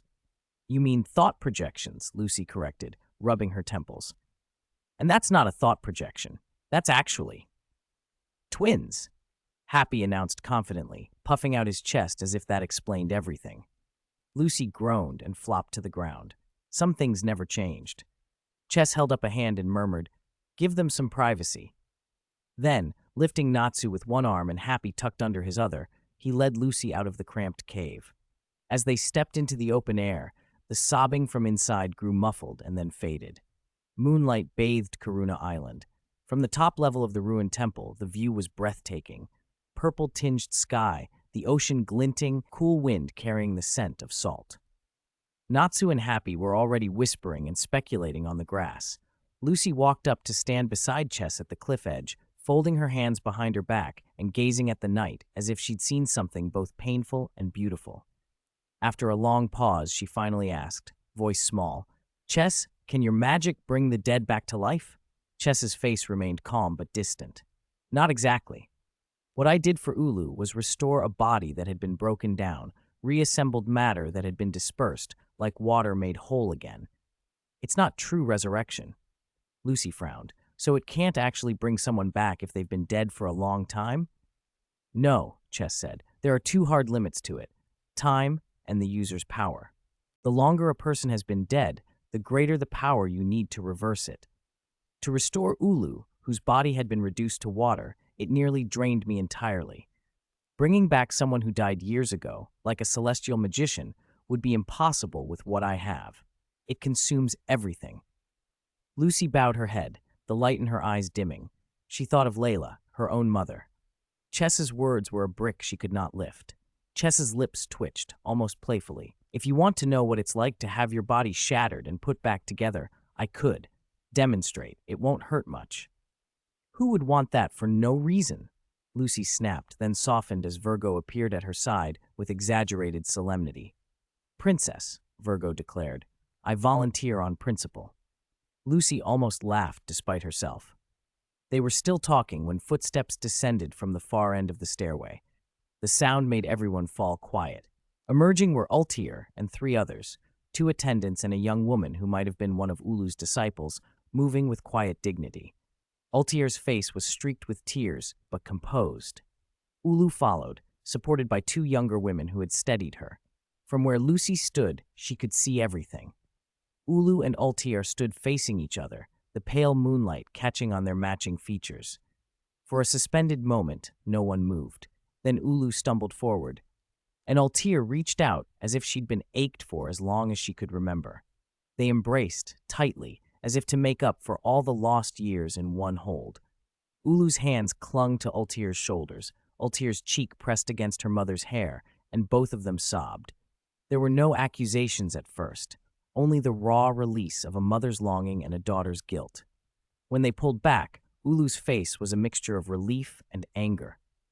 "They told me you were dead," she said hoarsely. "Brian told me you were dead. Why didn't you come back?" Ultir's eyes shone painfully. "I was taken to the Institute. Brian kept me there, but not as a prisoner in the way you'd think. He promised training, promised safety. Later, to survive and to have any chance to influence the people who used children like me, I had to make hard choices. I couldn't contact you without putting you in danger. I told myself that if I could become strong enough, I could change things from the inside. Ulu's hand trembled on her daughter's arm. You could have written me. Anything. I know, Altair whispered. And I hate that I didn't. When he told you I had died, I couldn't force him to tell the truth. I couldn't rescue you from his lies. All I could do was keep going. Around them, the small group watched quietly. Chess stepped forward at last. Brian lied to her, he said plainly. He used Ulu's grief to keep Altair under his control, but she's not his to command anymore. Ulu's shoulders shook with a laugh that was almost a sob. So all this time I was mourning a lie. No, Altair said firmly, leaning in again. What you felt was real, but it wasn't the end. I'm here now. They spoke for a long time. Apologies that tumbled out, questions that had to be asked, explanations that could not take back the past. When the first hard edges of anger had dulled, there was only the slow, careful work of two people trying to find one another again. From a distance, Lucy watched, tears prickling in her eyes. The misunderstanding was resolved right there under the moon. A mother who had been told her child was dead, and a daughter who had been forced to become something else to survive. It wasn't a fairy tale reconciliation. There would be consequences to face, people to answer to, and truths to expose. But for the first time in years, there was a beginning. Natsu whispered to Happy beside her, quieter now, reverent. They're really like, he began, and stopped, letting the rest go unsaid. Chess rested his hand lightly on Lucy's shoulder. Some things can't be brought back by magic alone, he said, eyes on the mother and daughter. They need time, honesty, and courage. Tonight they have at least two of those. The wind blew, carrying the sound of soft, steady sobs and then broken laughter, and the ruined temple held their small human reunion like a witness. Lucy turned away finally, the longing in her chest not gone, but softened by what she'd watched, by the awful, fragile fact that people could hurt and still try to be whole again. Chapter 73, Their fairy tale has always been like this. Following the direction of Lucy's twitching mouth, she looked up and saw them under the purple moonlight. 4 people. No, 4 perverts. Their clothes were gone, down to nothing but the most basic undergarments. Completely shameless. Ah, don't make too big a deal of it. I feel cooler this way, Ulu said with a smile as she fanned herself with a pale arm. She'd been the first to notice Lucy's flushed face and tried to play it off. All those messy, complicated feelings have calmed down a lot. It's been a while, Gray said, nodding. Feels good. Lion, who recognized himself in the company, brightened considerably and stopped looking so gloomy. He spread his arms to let the cool night breeze hit his bare chest. Lucy stared. She finally understood where Gray had picked up his habit of stripping. But the question that bothered her was why even Miss Altair would join them. Altair's cheeks flushed under Lucy's stare. She shook out her long black hair and murmured, I just felt like if I didn't do this, I wouldn't fit in. She sounded oddly small. Ulu stepped forward and stood before Chess. I've heard everything from Gray and Lion. Little brother Chess, thank you. You gave me a second life and the chance to see my 2 disappointing, foolish disciples again. And my daughter, Altair. With that, she bowed deeply to Chess. Altair followed, bowing beside her mother, gratitude written even under the curtain of her hair. If Chess's help had saved Ulu's life, to Altair it had restored her will and belief. Ulu's rebirth had driven home how real and stubborn this world was. Without the man before her, she might still be sinking back into the illusory dream of the great magic world, committing unforgivable sins. Thinking of Jalal, whom she'd misled, and Meldy, whose home she'd destroyed, made Altair's sorrow deepen. She seemed to have made a decision. It's really hard to imagine that Mr. Chess and that idiot junior brother Gray are from the same guild, Ulu said with a rueful laugh. Lion thanked Chess sincerely, then couldn't resist taking a jab at Gray.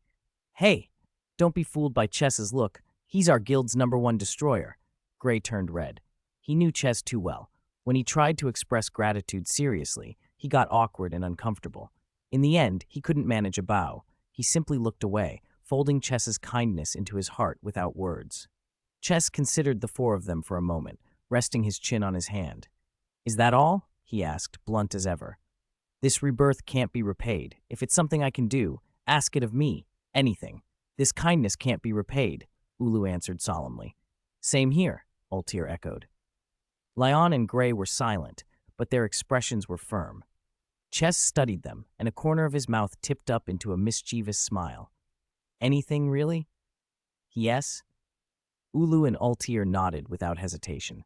Lucy's brow knitted. She could guess where this was going. In that case, Chess said with that smile widening, once you've got yourselves settled, let's have a proper fight. After 2 days and nights of work, wasn't a little reward in order? If he was lucky, he might even get some nice cards from Ulu and Altair, who had Saint 10 level power. Lyon, being S-class, was acceptable too. As for Gray, well, forget it. Pretend he didn't exist. Ulu and her daughter stared blankly. Lyon froze, and the rest of the guild exploded. As expected, Chess, you battle maniac, someone shouted. Chess, that look in your eyes is irritating, another called. Are we going to fight? Gray's master is worth testing. I'm fired up, came a cheer. Of course you showed up wanting to fight, a voice scoffed. You little spark who thinks he's a candle flame, daring to challenge Ulu. Overconfident. Pervert with droopy eyes, someone else sneered. Hey Lucy, smell that? Let me treat you to a fish. I was talking about Natsu. Words tangled and fell apart. Natsu and Gray were at each other's throats in a blink, bickering fiercely. Lucy, who'd seen this brewing, declined Happy's extra spicy fish and backed away. The sudden commotion, heated and noisy as ever, left Ulu and her daughter stunned. Were these people always like this? They're children at heart, Ulu said softly, watching Gray and Natsu trade insults up close. A small smile tugged at her lips. Gray seems to have joined a good guild. They've always been like this, Altair agreed, shaking her head with a fond smile. Her time in the council had taught her a lot about guilds, but seeing Fairy Tale up close was different. Lion's eyes flickered as he fell into thought. Ulu moved closer to Chess. He'd stayed out of the fray, not even joined the teasing. In truth, he had no magic power. Although it feels a bit much to ask of my benefactor. After hesitating, she blurted the question that had been nagging her, frank as always. Little brother Chess, how did you break Absolute Zero? For Ice Make Magicians, Absolute Zero was the ultimate forbidden spell. Once cast, there was no wiggle room. The only known counter, Moondrop, drawing down moonlight, could at best melt unending ice into water, and even that took a long time and required human sacrifice. Ulu had never heard of a caster of Absolute Zero regaining their body and consciousness afterward. Chess didn't look surprised. He'd expected the question. He repeated the explanation he'd given Lucy earlier. The idea of restoring the frozen water to a person's original form using shape magic was born from a casual discussion he had had with someone.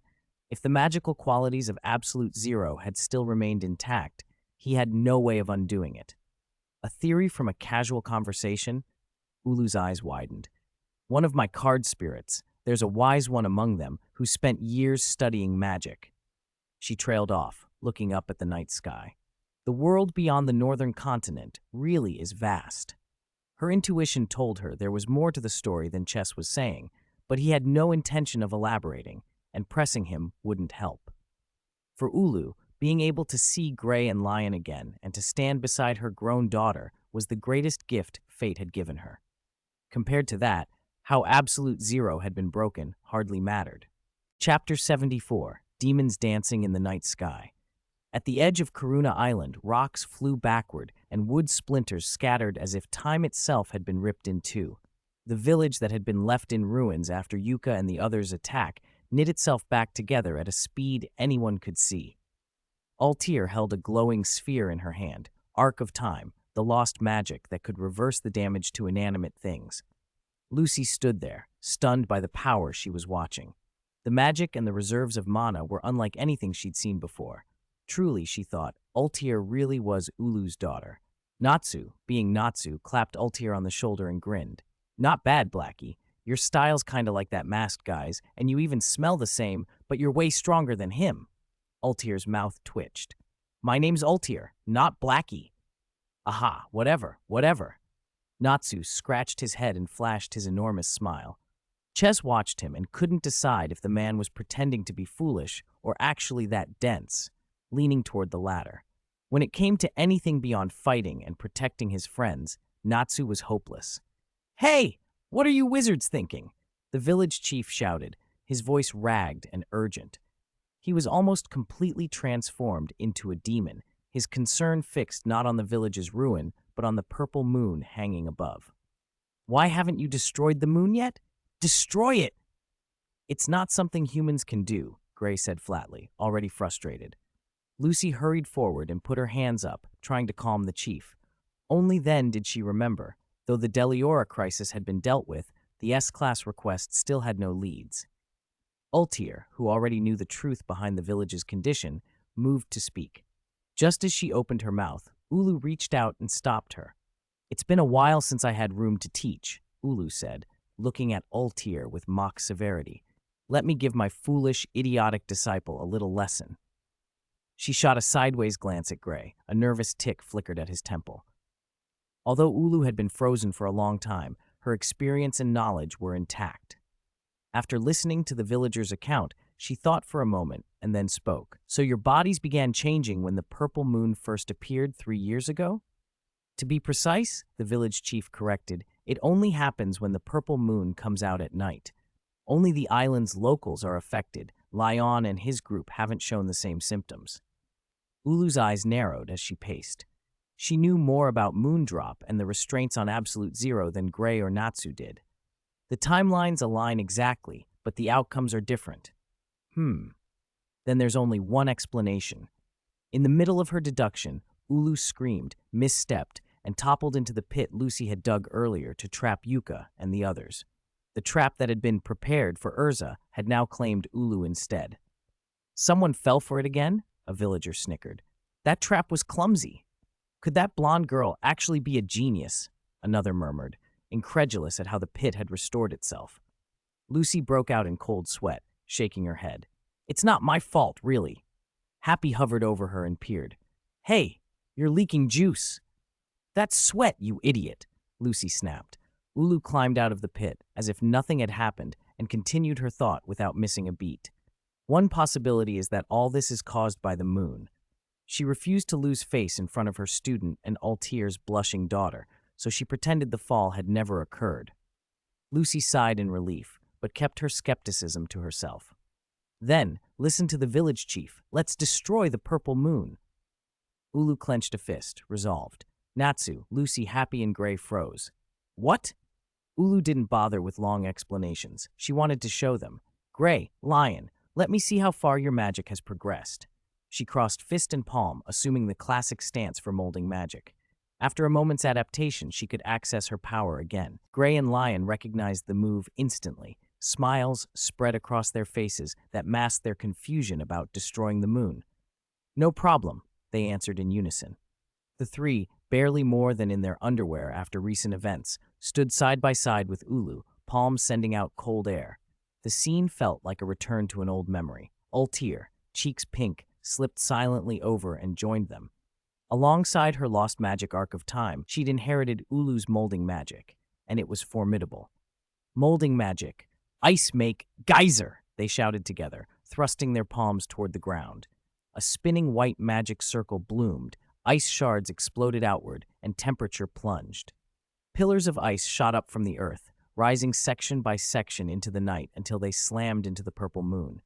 Under Lucy's wide eyes, the moon and its surrounding energy membrane were pierced by the ice. Cracks spidered outward until the moon shattered with a sharp crack, revealing real starlight and pale moonlight spilling over the island. "The moon's still there? Was that purple moon just an illusion?" Lucy cried. Chess watched the fragments drift away and explained, "The moon drop circle needs to gather moonlight over time. The residual energy formed a membrane that acted like a magical screen. It created the visual of a purple moon." "So the villagers should all be back to normal, right?" Lucy asked, turning toward the rescued village, only to see them still in their demonic forms. They stared in horror as the villagers' expressions fell. "Didn't Ulu say Lion and those believers didn't get the same symptoms?" Chess pointed at Lion, and the others gathered at the village entrance, including Yuka, none of whom had been affected. "That means the energy membrane wasn't what turned them into demons," Chess said, grim. Lucy hid behind Chess in a hurry. The realization hit her cold. "You mean they weren't human to begin with?" Ultir moved forward slowly and confirmed with a sad smile. Moondrop only distorted their memories. After Ulu explained further, the villagers' true memories crept back. With the return of the village chief's son, whom the chief had supposedly killed, and who turned out to be Bobo the boatman, who'd brought Natsu and the others to the island, everything clicked into place. The villagers remembered their true nature, revealed wings, and leapt into the sky, joyous and relieved. The group watched as demons, their faces softened into simple smiles, danced gracefully under the night sky. Even Lucy couldn't help a quiet, awed breath. They look like spirits, not monsters. "Since we're here," Chess said after a moment, light in his voice, "shouldn't we take one home for Mira as a souvenir?" "Are you serious?" Lucy shot back. "You wouldn't mind, would you?" Chess teased. "No, absolutely not. And don't say stuff like that during such a beautiful scene." Lucy protested. Lucy's so shy. She doesn't even know Chess is teasing," someone drawled. "Shut up, dead cat!"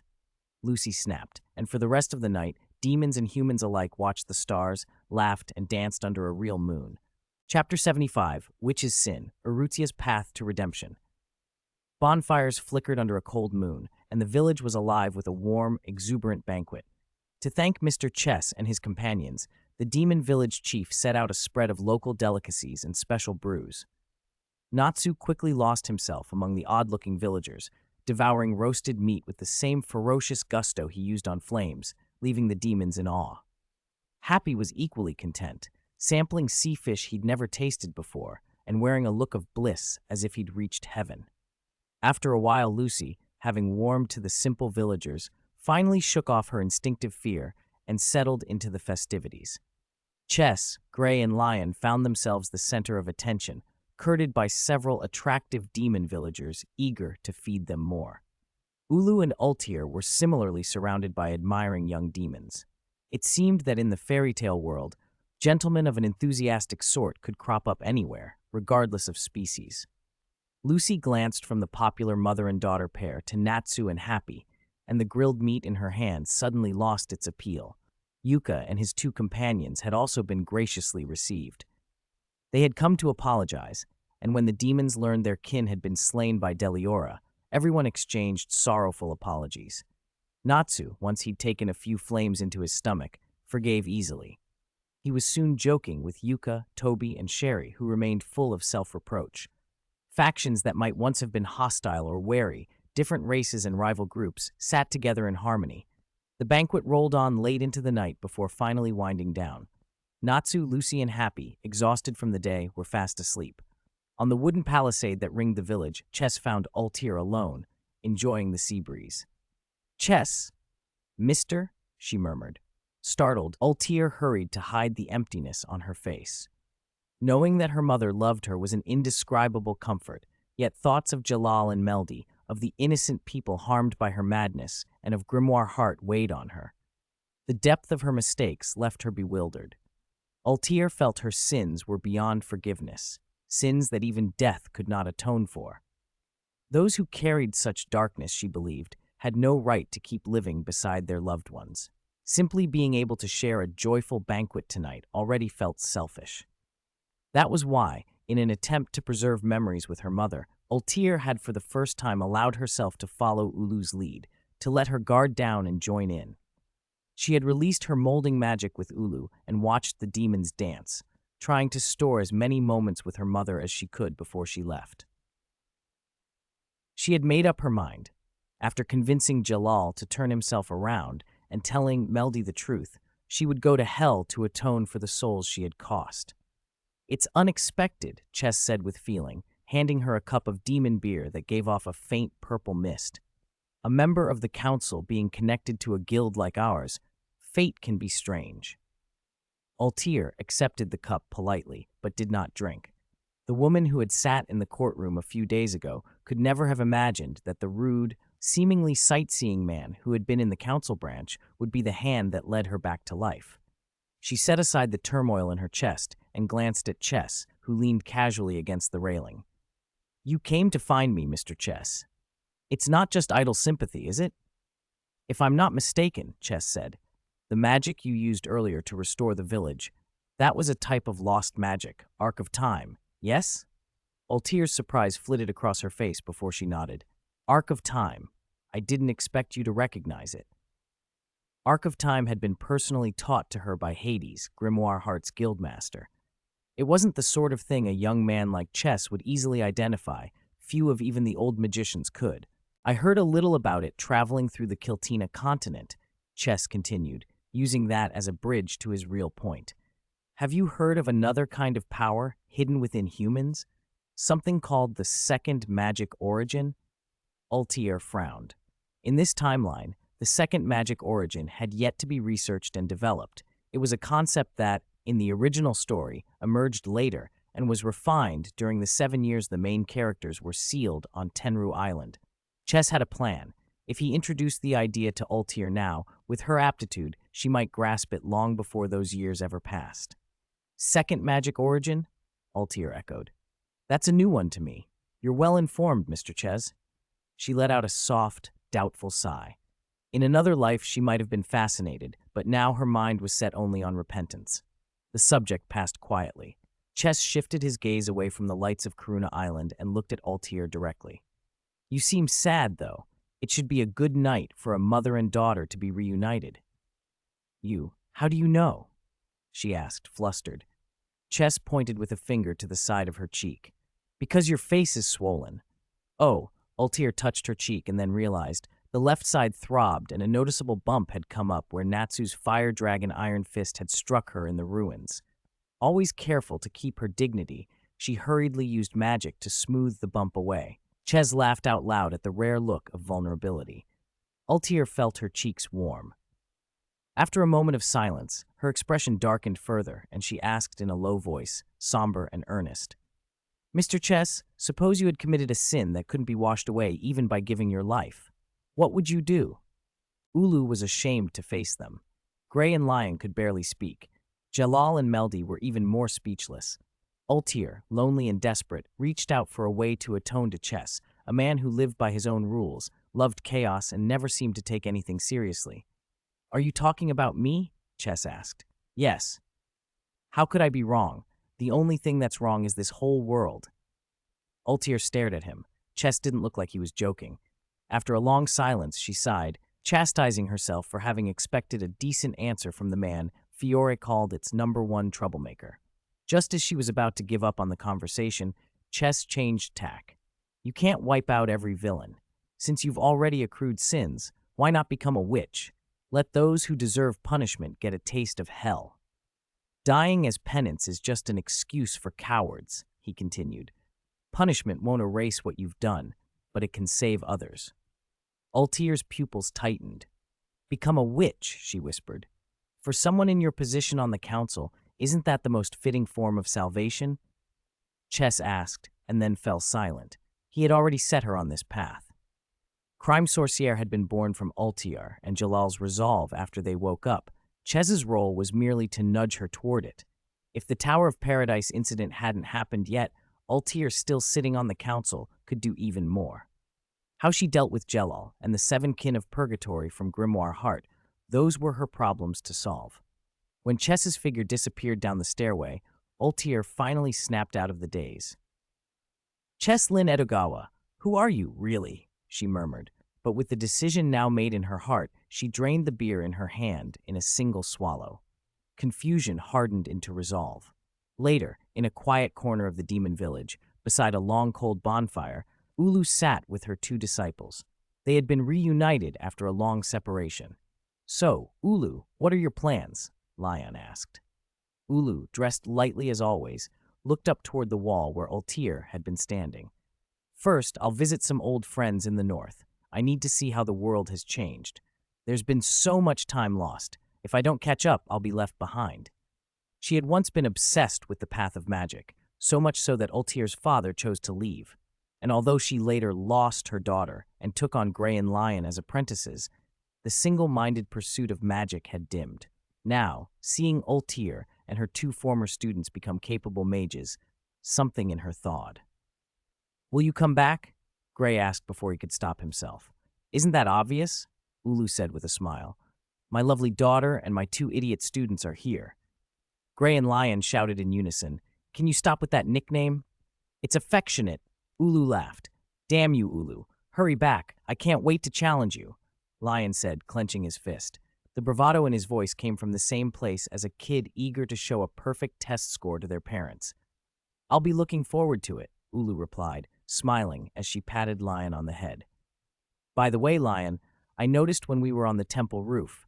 You're jealous of Gray, aren't you? Guilds and companions and all that, Ulu teased. Jealous? Me? Lion protested loudly without thinking. He blushed when Ulu's hand smoothed his hair. Nearby, Sherry was watching them with hearts in her eyes, and Yuka and Toby stood by smiling. Guilds are amazing places. Gray, who'd experienced their value deeply, added. I'll think about it, Lion mumbled, then his voice sharpened. It's not because I envy Gray. I just want better training and better resources. I'll get stronger than you. That's right, that's exactly it, he insisted. Ulu and Gray shared a quiet smile. The scene was warm and ordinary, a small, living proof that some things could be rebuilt. Meanwhile, in the Fiora Kingdom at the Sabertooth Guild Hall, moonlight seeped through the windows and fell on the cramped second floor, lending it a cold, oppressive feel. Guildmaster Jimin sat at the head of the table, his eyes pale and eerie. Across from him, a figure melted into shadow. The moonlight only reached the tips of high-quality leather boots and a corner of a dark red cloak. I heard about the last council meeting, Guildmaster Jimin, the man said, his voice thin and cutting, full of temptation. I just received a request involving Fairy Tail. What do you say? Want to join forces and take them out? If you do, your guild's fame and resources will soar, he added. The name Fairy Tail made Jimin's remaining expression harden. Veins stood out on his forehead. He still held a grudge from the last time Chess had humiliated him. Jimin had only recently taken over Sabertooth. The guild's power and connections were still modest, and confronting Fairy Tail directly was a terrifying prospect. He had been the sort of man who bullied the weak and feared the strong, but the man in front of him radiated authority. Madness flickered behind Jimin's eyes as he considered the offer.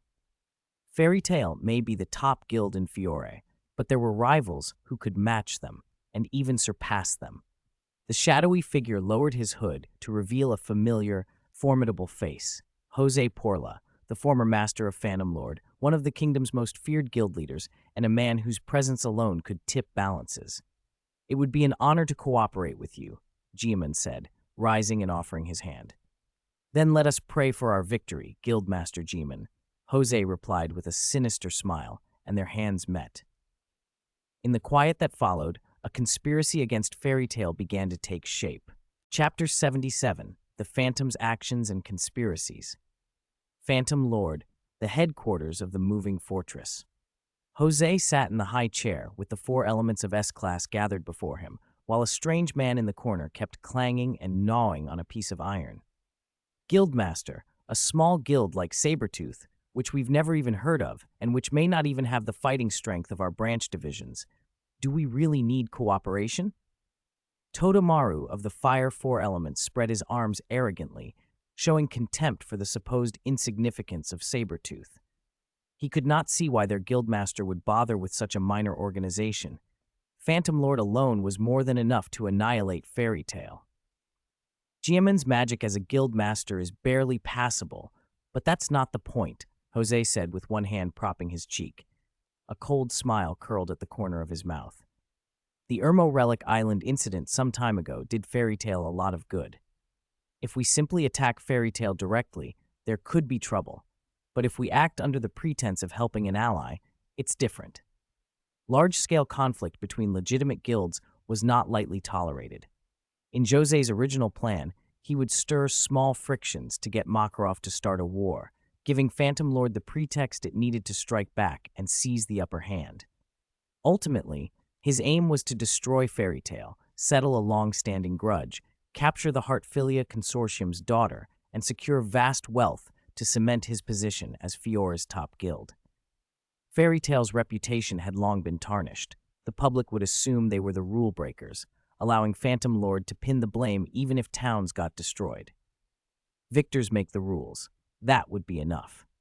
And even if the council complained afterward, they'd at best hand down token punishments. Then came the Galuna Island incident. suddenly publicized, and Fairy Tail's reputation had improved dramatically. More members on the council voiced support for them, throwing a wrench into Jose's perfect plan. Jiamin, who had clashed with Chess at a guildmaster's meeting, had caught Jose's attention and been folded into the scheme. A small guild could be used and then discarded without burden. Fighting for an ally, our guildmaster is truly the picture of gentlemanly virtue. No, no, no. Saul, the earth element, twisted like a maggot and muttered his odd refrain, smirking. The curtain call of the fairies, so tragic, truly tragic. Arya, leader of the four elements, clasped his bandaged hands and pretended to sob, tears stealing down his face like crocodile tears. Pitter-patter. Juvia, the water element, stood silently under a dark rain curtain, holding an umbrella and staring at the floor. She showed no wish to join the conversation. Mistogan, Laxus, Urza, and now Chess. Jose's smile faded. A hard jealousy and resentment flashed in his eyes. Damn Makarov, damn Fairy Tail. How strong do they have to be before they stop? Gajeel, how did the task I assigned you go? Jose asked. The man in the corner stopped gnawing his iron and threw back an arrogant laugh. Heh, well, that shabby guild is starting to look like a steel hedgehog, but it was late at night. I didn't run into any lone fairies. Good. Jose leaned back, crossed his legs, and smiled coldly. If Makarov can tolerate this, no, that old man will definitely tolerate it. When the time comes, you and Sabretooth will deliver a glorious present to Makarov. A gift that will make him lose his mind. Gajeel stood, patting his coat and grinning. Attacking a few trash fairies? I can handle that. Jose's mouth twitched. That man hadn't listened to a word. Ah, Gajeel, so sad. Arya's tears flowed even harder. Remember, Gajeel, draw Fairy Tail's hatred toward Sabretooth. Got it. What a hassle, Gajeel said. Turning to the four elements, Jose gave orders.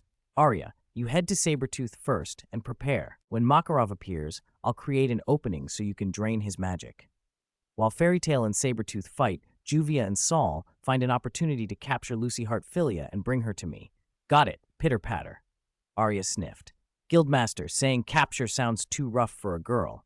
If it were me, I'd say please in a 337 rhythm. No, no, no. Saul offered helpfully. Jose ignored his subordinates, theatrics, and narrowed his eyes at the magic projector in front of him.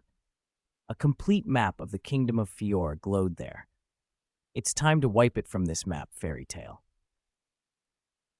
The next day, after a brief farewell on Karuna Island, Ulu left for the northern continent to visit old friends and relatives as planned. Ultir returned to the council, beginning her path of atonement. Lion, persuaded by Sherry and the others, decided to join the Lamia Scale Guild. Chess and his group set out for the return to their guild. By the time they reached Magnolia, it was already afternoon. The setting sun cast a slightly heavy hue over the usually bustling town.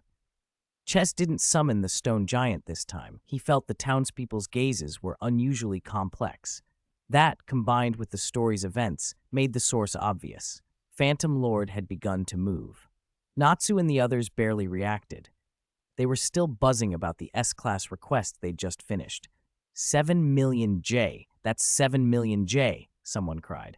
Aye, how many fish could you buy with that much? Happy wondered. Even so, a request carried out in violation of the rules couldn't yield the client's reward. That was one of the few ironclad regulations in the guild. Still, Lucy was elated to receive the Sagittarius key. It wasn't the request reward, but a gift from the village chief of the demon village, given as gratitude for their help. Oh, come on. We broke the rules first anyway. Don't worry about the reward, Lucy said generously. Her shameless remark drew immediate protests from Natsu, Gray, and Happy. You have a gift. Don't pretend you don't care, Natsu objected. Exactly. We sweat and risked ourselves for nothing, Gray complained. Aye, let's just sell Lucy's key for cash, Happy chirped. The thought of selling the rare gold key made Natsu and Gray's eyes light up. No, you can't sell it. This is a super rare gold key. You can't buy one even with all the money in the world. Lucy clutched the Sagittarius key and backed toward Chess, throwing him a watery plea for help. Chess raised a hand to stop Natsu and the others, his expression suddenly severe. The punishment for taking an S-Class request privately will most likely be that. As a transmigrator, Ches didn't actually know what that punishment entailed. The original story never mentioned it. Although he leaned toward a rebellious streak about outside requests, he had never incurred a major infraction like privately taking an S-class job. In fairy tale style, it was probably something like a restriction on taking requests or compulsory community service, he guessed. Ah! It's over. That isn't something normal people can handle, Natsu wailed. Damn, is it really that bad? I feel like I'm going to die, Gray groaned. Lucy, when I die, bury me by the sea. Easier to eat fish, Happy added, melodramatic. The more they imagined it, the more terrifying it sounded. Lucy's face went pale. Even Natsu and Gray. How awful could that punishment be? That's right. You guys took the S-class request. Chess and I tried to stop you, Gray accused suddenly, standing beside Chess in moral solidarity. Exactly. Unlike us, we were forced by Natsu and Lucy. Happy piped in and claimed the high ground. You two joined Natsu and Lucy halfway through, didn't you? Lucy snapped. Chess's voice went cold and cutting. Don't worry, I'll report the full situation truthfully to the guild master. No, the group protested in chorus. They argued and bickered down the street until they reached the end, where a dilapidated guild hall suddenly loomed before them, a massive iron pillar driven straight through its roof and floor. Chapter 78. Sexy Ches, Online Dealer, Guild our Guild. Natsu's face changed in an instant. His eyes burned with uncontrollable fury. What the hell happened? Who did this? Gray clenched his fists, equally enraged. Lucy and Happy stared in stunned silence at the ruined 3-story building, unable to accept the sight. Ches, who had expected something like this, remained calmer outwardly, though a fire roared inside him. Being mentally prepared was one thing. Seeing the place that felt like home torn apart by outsiders was another. Magic power leaked from him, untamed, forming a storm that swept the room. It's Phantom Lord, he said. Urza and Mira had come up from behind. They had been waiting outside, worried that Chess and the others returning from Karuna Island would rush off to attack Phantom Lord without thinking. Honestly, if Chess hadn't known what had happened ahead of time, he probably would already be on the Citadel Winged Dragon heading for Phantom Lord. Urza felt the magic in the air and lowered her head, guilt shading her expression. I'm sorry, she murmured. I was in the guild. And yet, it's not your fault, Urza. They attacked late at night when no one was around, Mira said. Even her normally gentle face was shadowed now. Led by Urza and Mira, Chess and the others went down to the guild basement. The storage room had been turned into a makeshift bar and workspace. Most of the members were there, but the usual liveliness was gone. Kana had stopped drinking wildly. Macau and Wakaba weren't flirting. Shadowgear wasn't posing. Even burly Elfman looked defeated. Yo! Welcome back! Makarov greeted them from beneath the request board perched on a barrel. His cheeks were flushed. The wooden mug beside him suggested he'd been drinking. I'm back! No! Guildmaster! What are we going to do? Let's go take the fight to Phantom Lord right now. Natsu exploded. Makarov took a slow sip of wine. Natsu, calm down. Phantom Lord and we have always been rivals. There's no need to make a big scene over this. Our guild has been destroyed, Natsu roared. He slammed a nearby pillar so hard it cracked. Splinters flew, and his shout echoed through the cramped room. The others felt the contagion of his rage but kept their anger bottled up, biting their tongues under the guildmaster's orders. Old man, they really went too far this time, Gray said coldly. Even Lucy, usually timid, was seething. To attack another guild's town like this? Urza said nothing but watched Makarov with an expectant glint in her eyes. She couldn't bear to see their home reduced to rubble. Still, Makarov's expression remained calm. Phantom Lord can only resort to underhanded tricks like this. There's no need to get ourselves dragged into it. We have to keep doing our jobs and accept requests. He paused then, seeing that Natsu and the others weren't letting it go. His voice took on a sterner edge. This matter ends here. After speaking, he glanced at Chess with a flash of surprise, then put away the serious look. Like an old fox, he hopped off the barrel, chuckled, and ambled off toward the toilet, leaving the group with their fury restrained but unresolved. Don't blame the guildmaster. He's upset too, Mira said quietly, watching his retreat.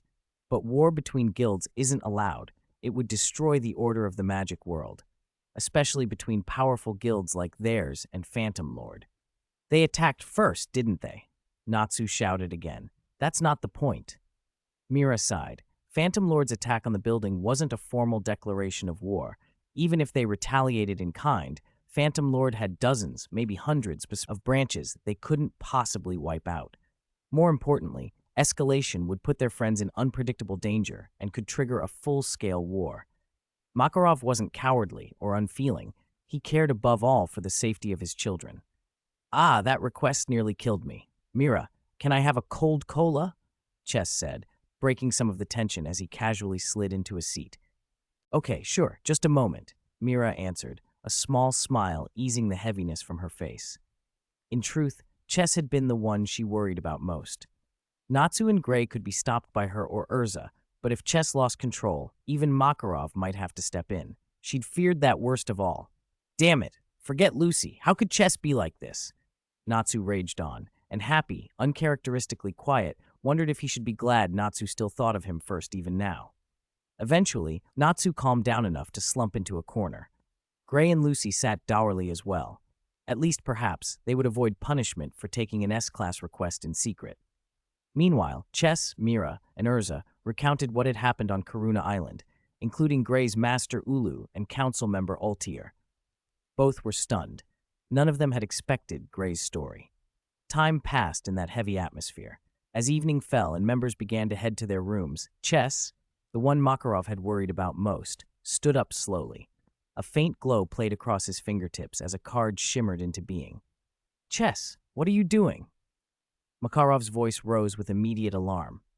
"Guildmaster, don't worry. I'm just concerned Phantom Lord won't be satisfied yet," Chess replied. He revealed the cards in his hands, the monster card Kuriboh and the magic card Multiply. When Chess activated them, the cool magic circles flared, and an adorable Kuriboh popped out, and through the Multiply spell, multiplied into temporary cards that landed in the members' hands. Even knowing Gajil's attack had targeted Levy's team because of the chain reaction caused by his transmigration, Chess couldn't stand idly by and let his people be hung out to dry. He gave everyone a card to be safe. The cost was only a bit more magic energy. Those who received the cards exchanged grateful looks with Chess. Makarov, who had been anxiously watching, breathed out and nodded, a relieved smile finally returning to his face. Chapter 79. How desperate must the phantom be to trouble you? Night had fallen. Thin clouds muffled the moonlight, and a cold wind blew through the empty streets of Magnolia. Whether because of the destruction of the fairy tale guild or a faint premonition of danger lurking in the dark, the town felt unusually quiet. Chess's detached house, the living room on the first floor, was brightly lit. The glow from a magic circle shimmered slowly on the floor. "Ta-da!" Black Magician Girl makes a dazzling appearance. Black Magician Girl popped out of the circle in her pink and blue robe, striking a mischievous peace sign. Chess sat on the sofa, calmly sipping his tea. He was too used to her antics to bother scolding her. She never listened anyway. "Hey, the air out here is really nice," she said, stretching. She wandered over to the cabinet, familiar with the place, pulled out a bag of potato chips, tore it open, and popped a barbecue chip into her mouth. Crunching, she slouched onto the sofa beside Chess, crossed her legs, and let her guard down completely, just like a college girl coming home. After being lectured by her master, Black Magician, back in the card world, she always turned into this relaxed, scatterbrained version the second she returned to Chess's side. Chess shook his head and poured another cup of hot tea, handing it to her. "All right, what's so important that you had to come out?" Even when he didn't summon the card monsters, Chess could still communicate with the deck. Normally, they wouldn't just show up unless something significant was happening. Masters being annoying. "He stuffed another pile of new magic books into my room," Black Magician Girl complained, puffing her cheeks. "I just finished the old ones." "Don't tell him I said that, or I'll get scolded again," she added. Chess straightened and stretched. "Black Magician mentioned something to me. Let's see." She fumbled as if trying to remember. Understood. She put the chips down, hopped up, and at once ran over to knead Chess's shoulders with surprising speed. Her hands were soft but firm, and the massage felt good, plus there was that faint, pleasant barbecue smell. Chess blinked and then waved her away. "Go sit. Wipe your hands first." He glanced at the powdered fingers covering the girl's hands. If she weren't her usual ditzy self, He might have suspected she did it on purpose. Luckily, he hadn't showered or changed yet. Black Magician Girl giggled and returned to the sofa to sprawl again. "Master, Kuriboh said you gave everyone in the guild a card?" she asked, blinking. "That's right. If nothing goes wrong, Phantom Lord might make a move tonight," Chess said, brushing the barbecue dust from his shoulder as he took a sip of tea and explained the situation. "I didn't expect something so hateful to come out of a normal guild." Black Magician Girl clenched her tiny fists in anger. Because of her bond with Chess and her own personality, she felt very close to everyone in Fairy Tale, almost like a member herself. The thought of Livy or the others getting hurt made her bristle. "Gajil's situation is complicated. You'll understand later," she added. Chess put his cup down, his eyes sharpening. "Still, if they show up here, they're going to learn some hard lessons." Black Magician Girl watched the smirk on his face and whispered empathetically, "For some reason, I feel like someone's about to get hurt." A loud bang cut through the room as the door was kicked open. No one needed to look to know who had arrived. "Hey, Chess, we're here!" Natsu strolled in like he owned the place. "Yo, Natsu, and everyone," Chess said with a smile.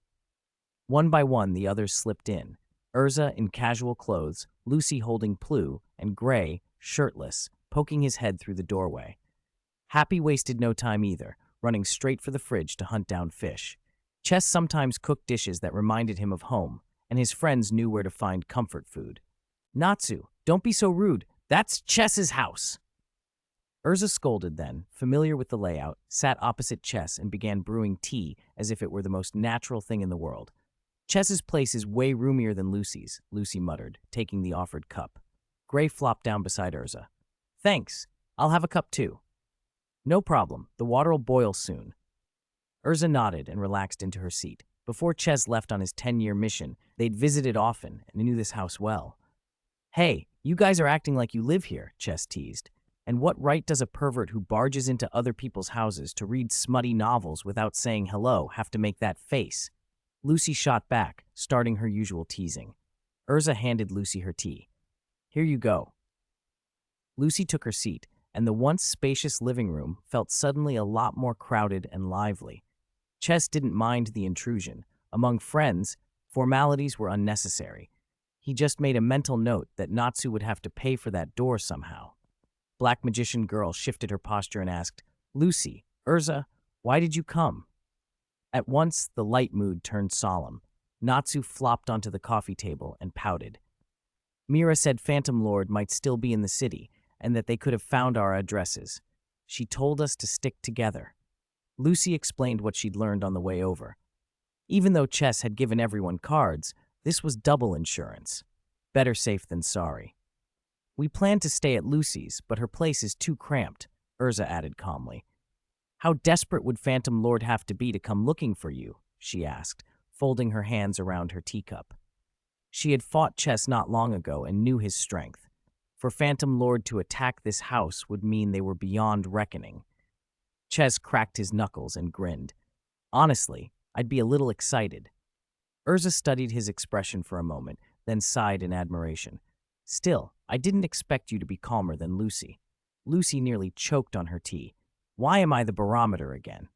"The guild war would be a disaster if it came to that," Chess said, leaning back and grabbing the chips from Black Magician Girl. He shoved a handful into his mouth. "Besides, Phantom Lord's guild master, Jose, is one of the 10 wizard saints. I'm not confident I can beat someone like him." It was true. Even if Jose hadn't been shown at his most ferocious, he was a veteran on the same level as Jura among the saints, formidable enough that very few could stand against him. Chess knew the reality. The kind of overwhelming magic that decided battles, like fairy law, was terrifying. Low confidence aside, retreat wasn't an option. "Still," he said, eyes cold, "if Jose has the nerve to attack, he'll find out the hard way." Chapter 80. Is Fairy Tale weak enough? Even Chess said that. Can Phantom Lord really be that strong? Lucy found it hard to believe. After everything that had happened recently, Chess had become, in her mind, the image of ultimate strength and safety. "Lucy, the world outside is huge," the Black Magician Girl said with a wry smile. After her encounter with Ignia, the flame god dragon, she felt that more than ever. What's there to be afraid of? Natsu, sprawled across the coffee table, mumbled, "Isn't our guild master one of the 10 wizard saints? If 2 of the 10 wizard saints start fighting, the sky would fall and the earth would split," Urza warned sternly. As they talked, Chess glanced up at the clock on the living room wall. He stood, drew a card, and traced a magic circle at his feet, setting a trap in front of Lucy and the others. "Chess, what are you doing?" Lucy asked, eyes wide with curiosity. "A few dangerous people might show up tonight. Setting a trap will make sleeping safer," Chess replied with a small smile. Lucy pointed at herself in mock offense. "Dangerous people don't include me, right?" Gray, less subtle, jumped up. "No way. Chess, you jerk. You're even suspicious of your comrades?" "I see. Even with comrades you can trust, you must never let your guard down," Urza said, resting her chin on her hand and nodding seriously. Lucy inwardly rolled her eyes. She wasn't going to scold Urza for being earnest. "Whatever, I'm going to sleep," Lucy announced, standing up. Gray waved a hand and headed for the stairs. "Wait for me. I'm sleeping in Chess's room." Natsu, usually the loud and impulsive one, didn't have his usual energy since Phantom Lord's attack. Happy, having finished his fish, trotted after him. "Hey, you guys should at least take a bath first. You can't go to bed smelling like sweat." Urza frowned in that meticulous disciplinary committee way that stayed with her no matter where she was. "No, you two are exhausted." Natsu and Gray both replied in unison, "We're fine." Urza sighed, walked over, put an arm around each of them, and said something that made them both freeze. "Then I'll come with you, like when we were little." Natsu and Gray immediately went as stiff as board soldiers, suddenly obedient. "What? Together?" Lucy's eyes went wide. "What exactly is the relationship between these 3? Happy chimed in, "Yep, definitely the strongest team." In the end, Natsu and Gray opted to shower separately rather than face an Urza-led communal bath.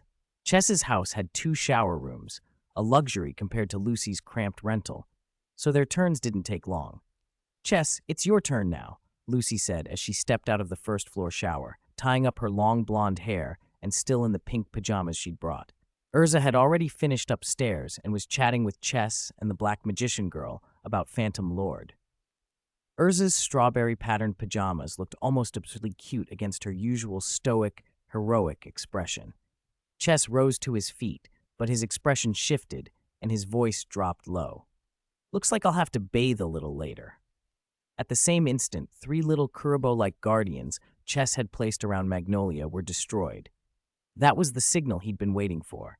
The magic circle at his feet flared to life. He activated the trap card he'd laid down, Shift.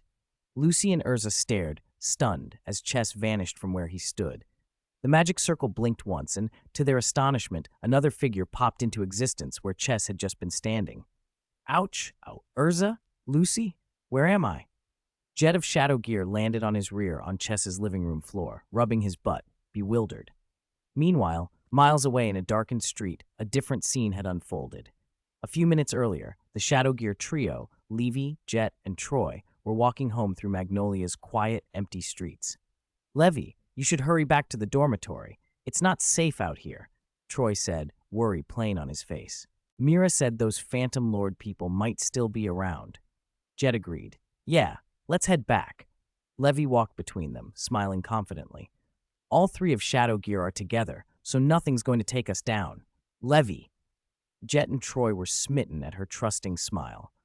If it had been ordinary Phantom Lord grunts, they could have handled them, but the one hiding in the shadows was Phantom Lord's ace, Iron Dragon Gajeel. "Heh, so Fairy Tail is passing through." Gajeel sneered. Ignoring the saber-toothed mages with him, he leapt into the air and slammed his iron arm down with brutal force. Iron Dragon's club. The blow carved a deep gouge into the street. Dust and rubble rained down. Yet, as it settled, Gajeel's triumphant grin faltered. The 3 who should have been smashed were unharmed. Floating where they'd stood were 3 strange furballs that quickly dissolved into points of light. "You trash, are you from Phantom Lord?" Troy shouted, shielding Levy and summoning vines from the ground. Jet boosted his speed and charged, planning to combine their attacks. But the gap in power was enormous. Gajeel sliced through the vines with a single Iron Dragon sword and backhanded Jet. The speed mage was flung into Troy, the pair smashing through a shop front and sending wood splinters flying. "Solid script, fire!" Levy cried, and tongues of flame shot down the street toward Gajeel. He didn't flinch. If anything, the flames made him grin wider as he walked straight through them. "How can he be so strong?" Levy whispered, frozen with fear. Gajeel merely waved a hand, and the flames snuffed out. "Heh, fairy tale? You're disappointing." He looked down at the tiny figure of Levy and raised his iron fist. "Lay down and be quiet. Got it?" The clank of metal echoed. Levy, eyes squeezed shut, dared to open them and saw, standing between her and the next strike, an upright, solid back. Chess's mouth curled into a smile. Using a little force from the sealed right arm that fitted over his limb, he wrapped his hand around Gajeel's iron fist and, without breaking a sweat, bent it out of shape. "I couldn't just pretend I didn't hear that, you scrap metal bastard," Chess said.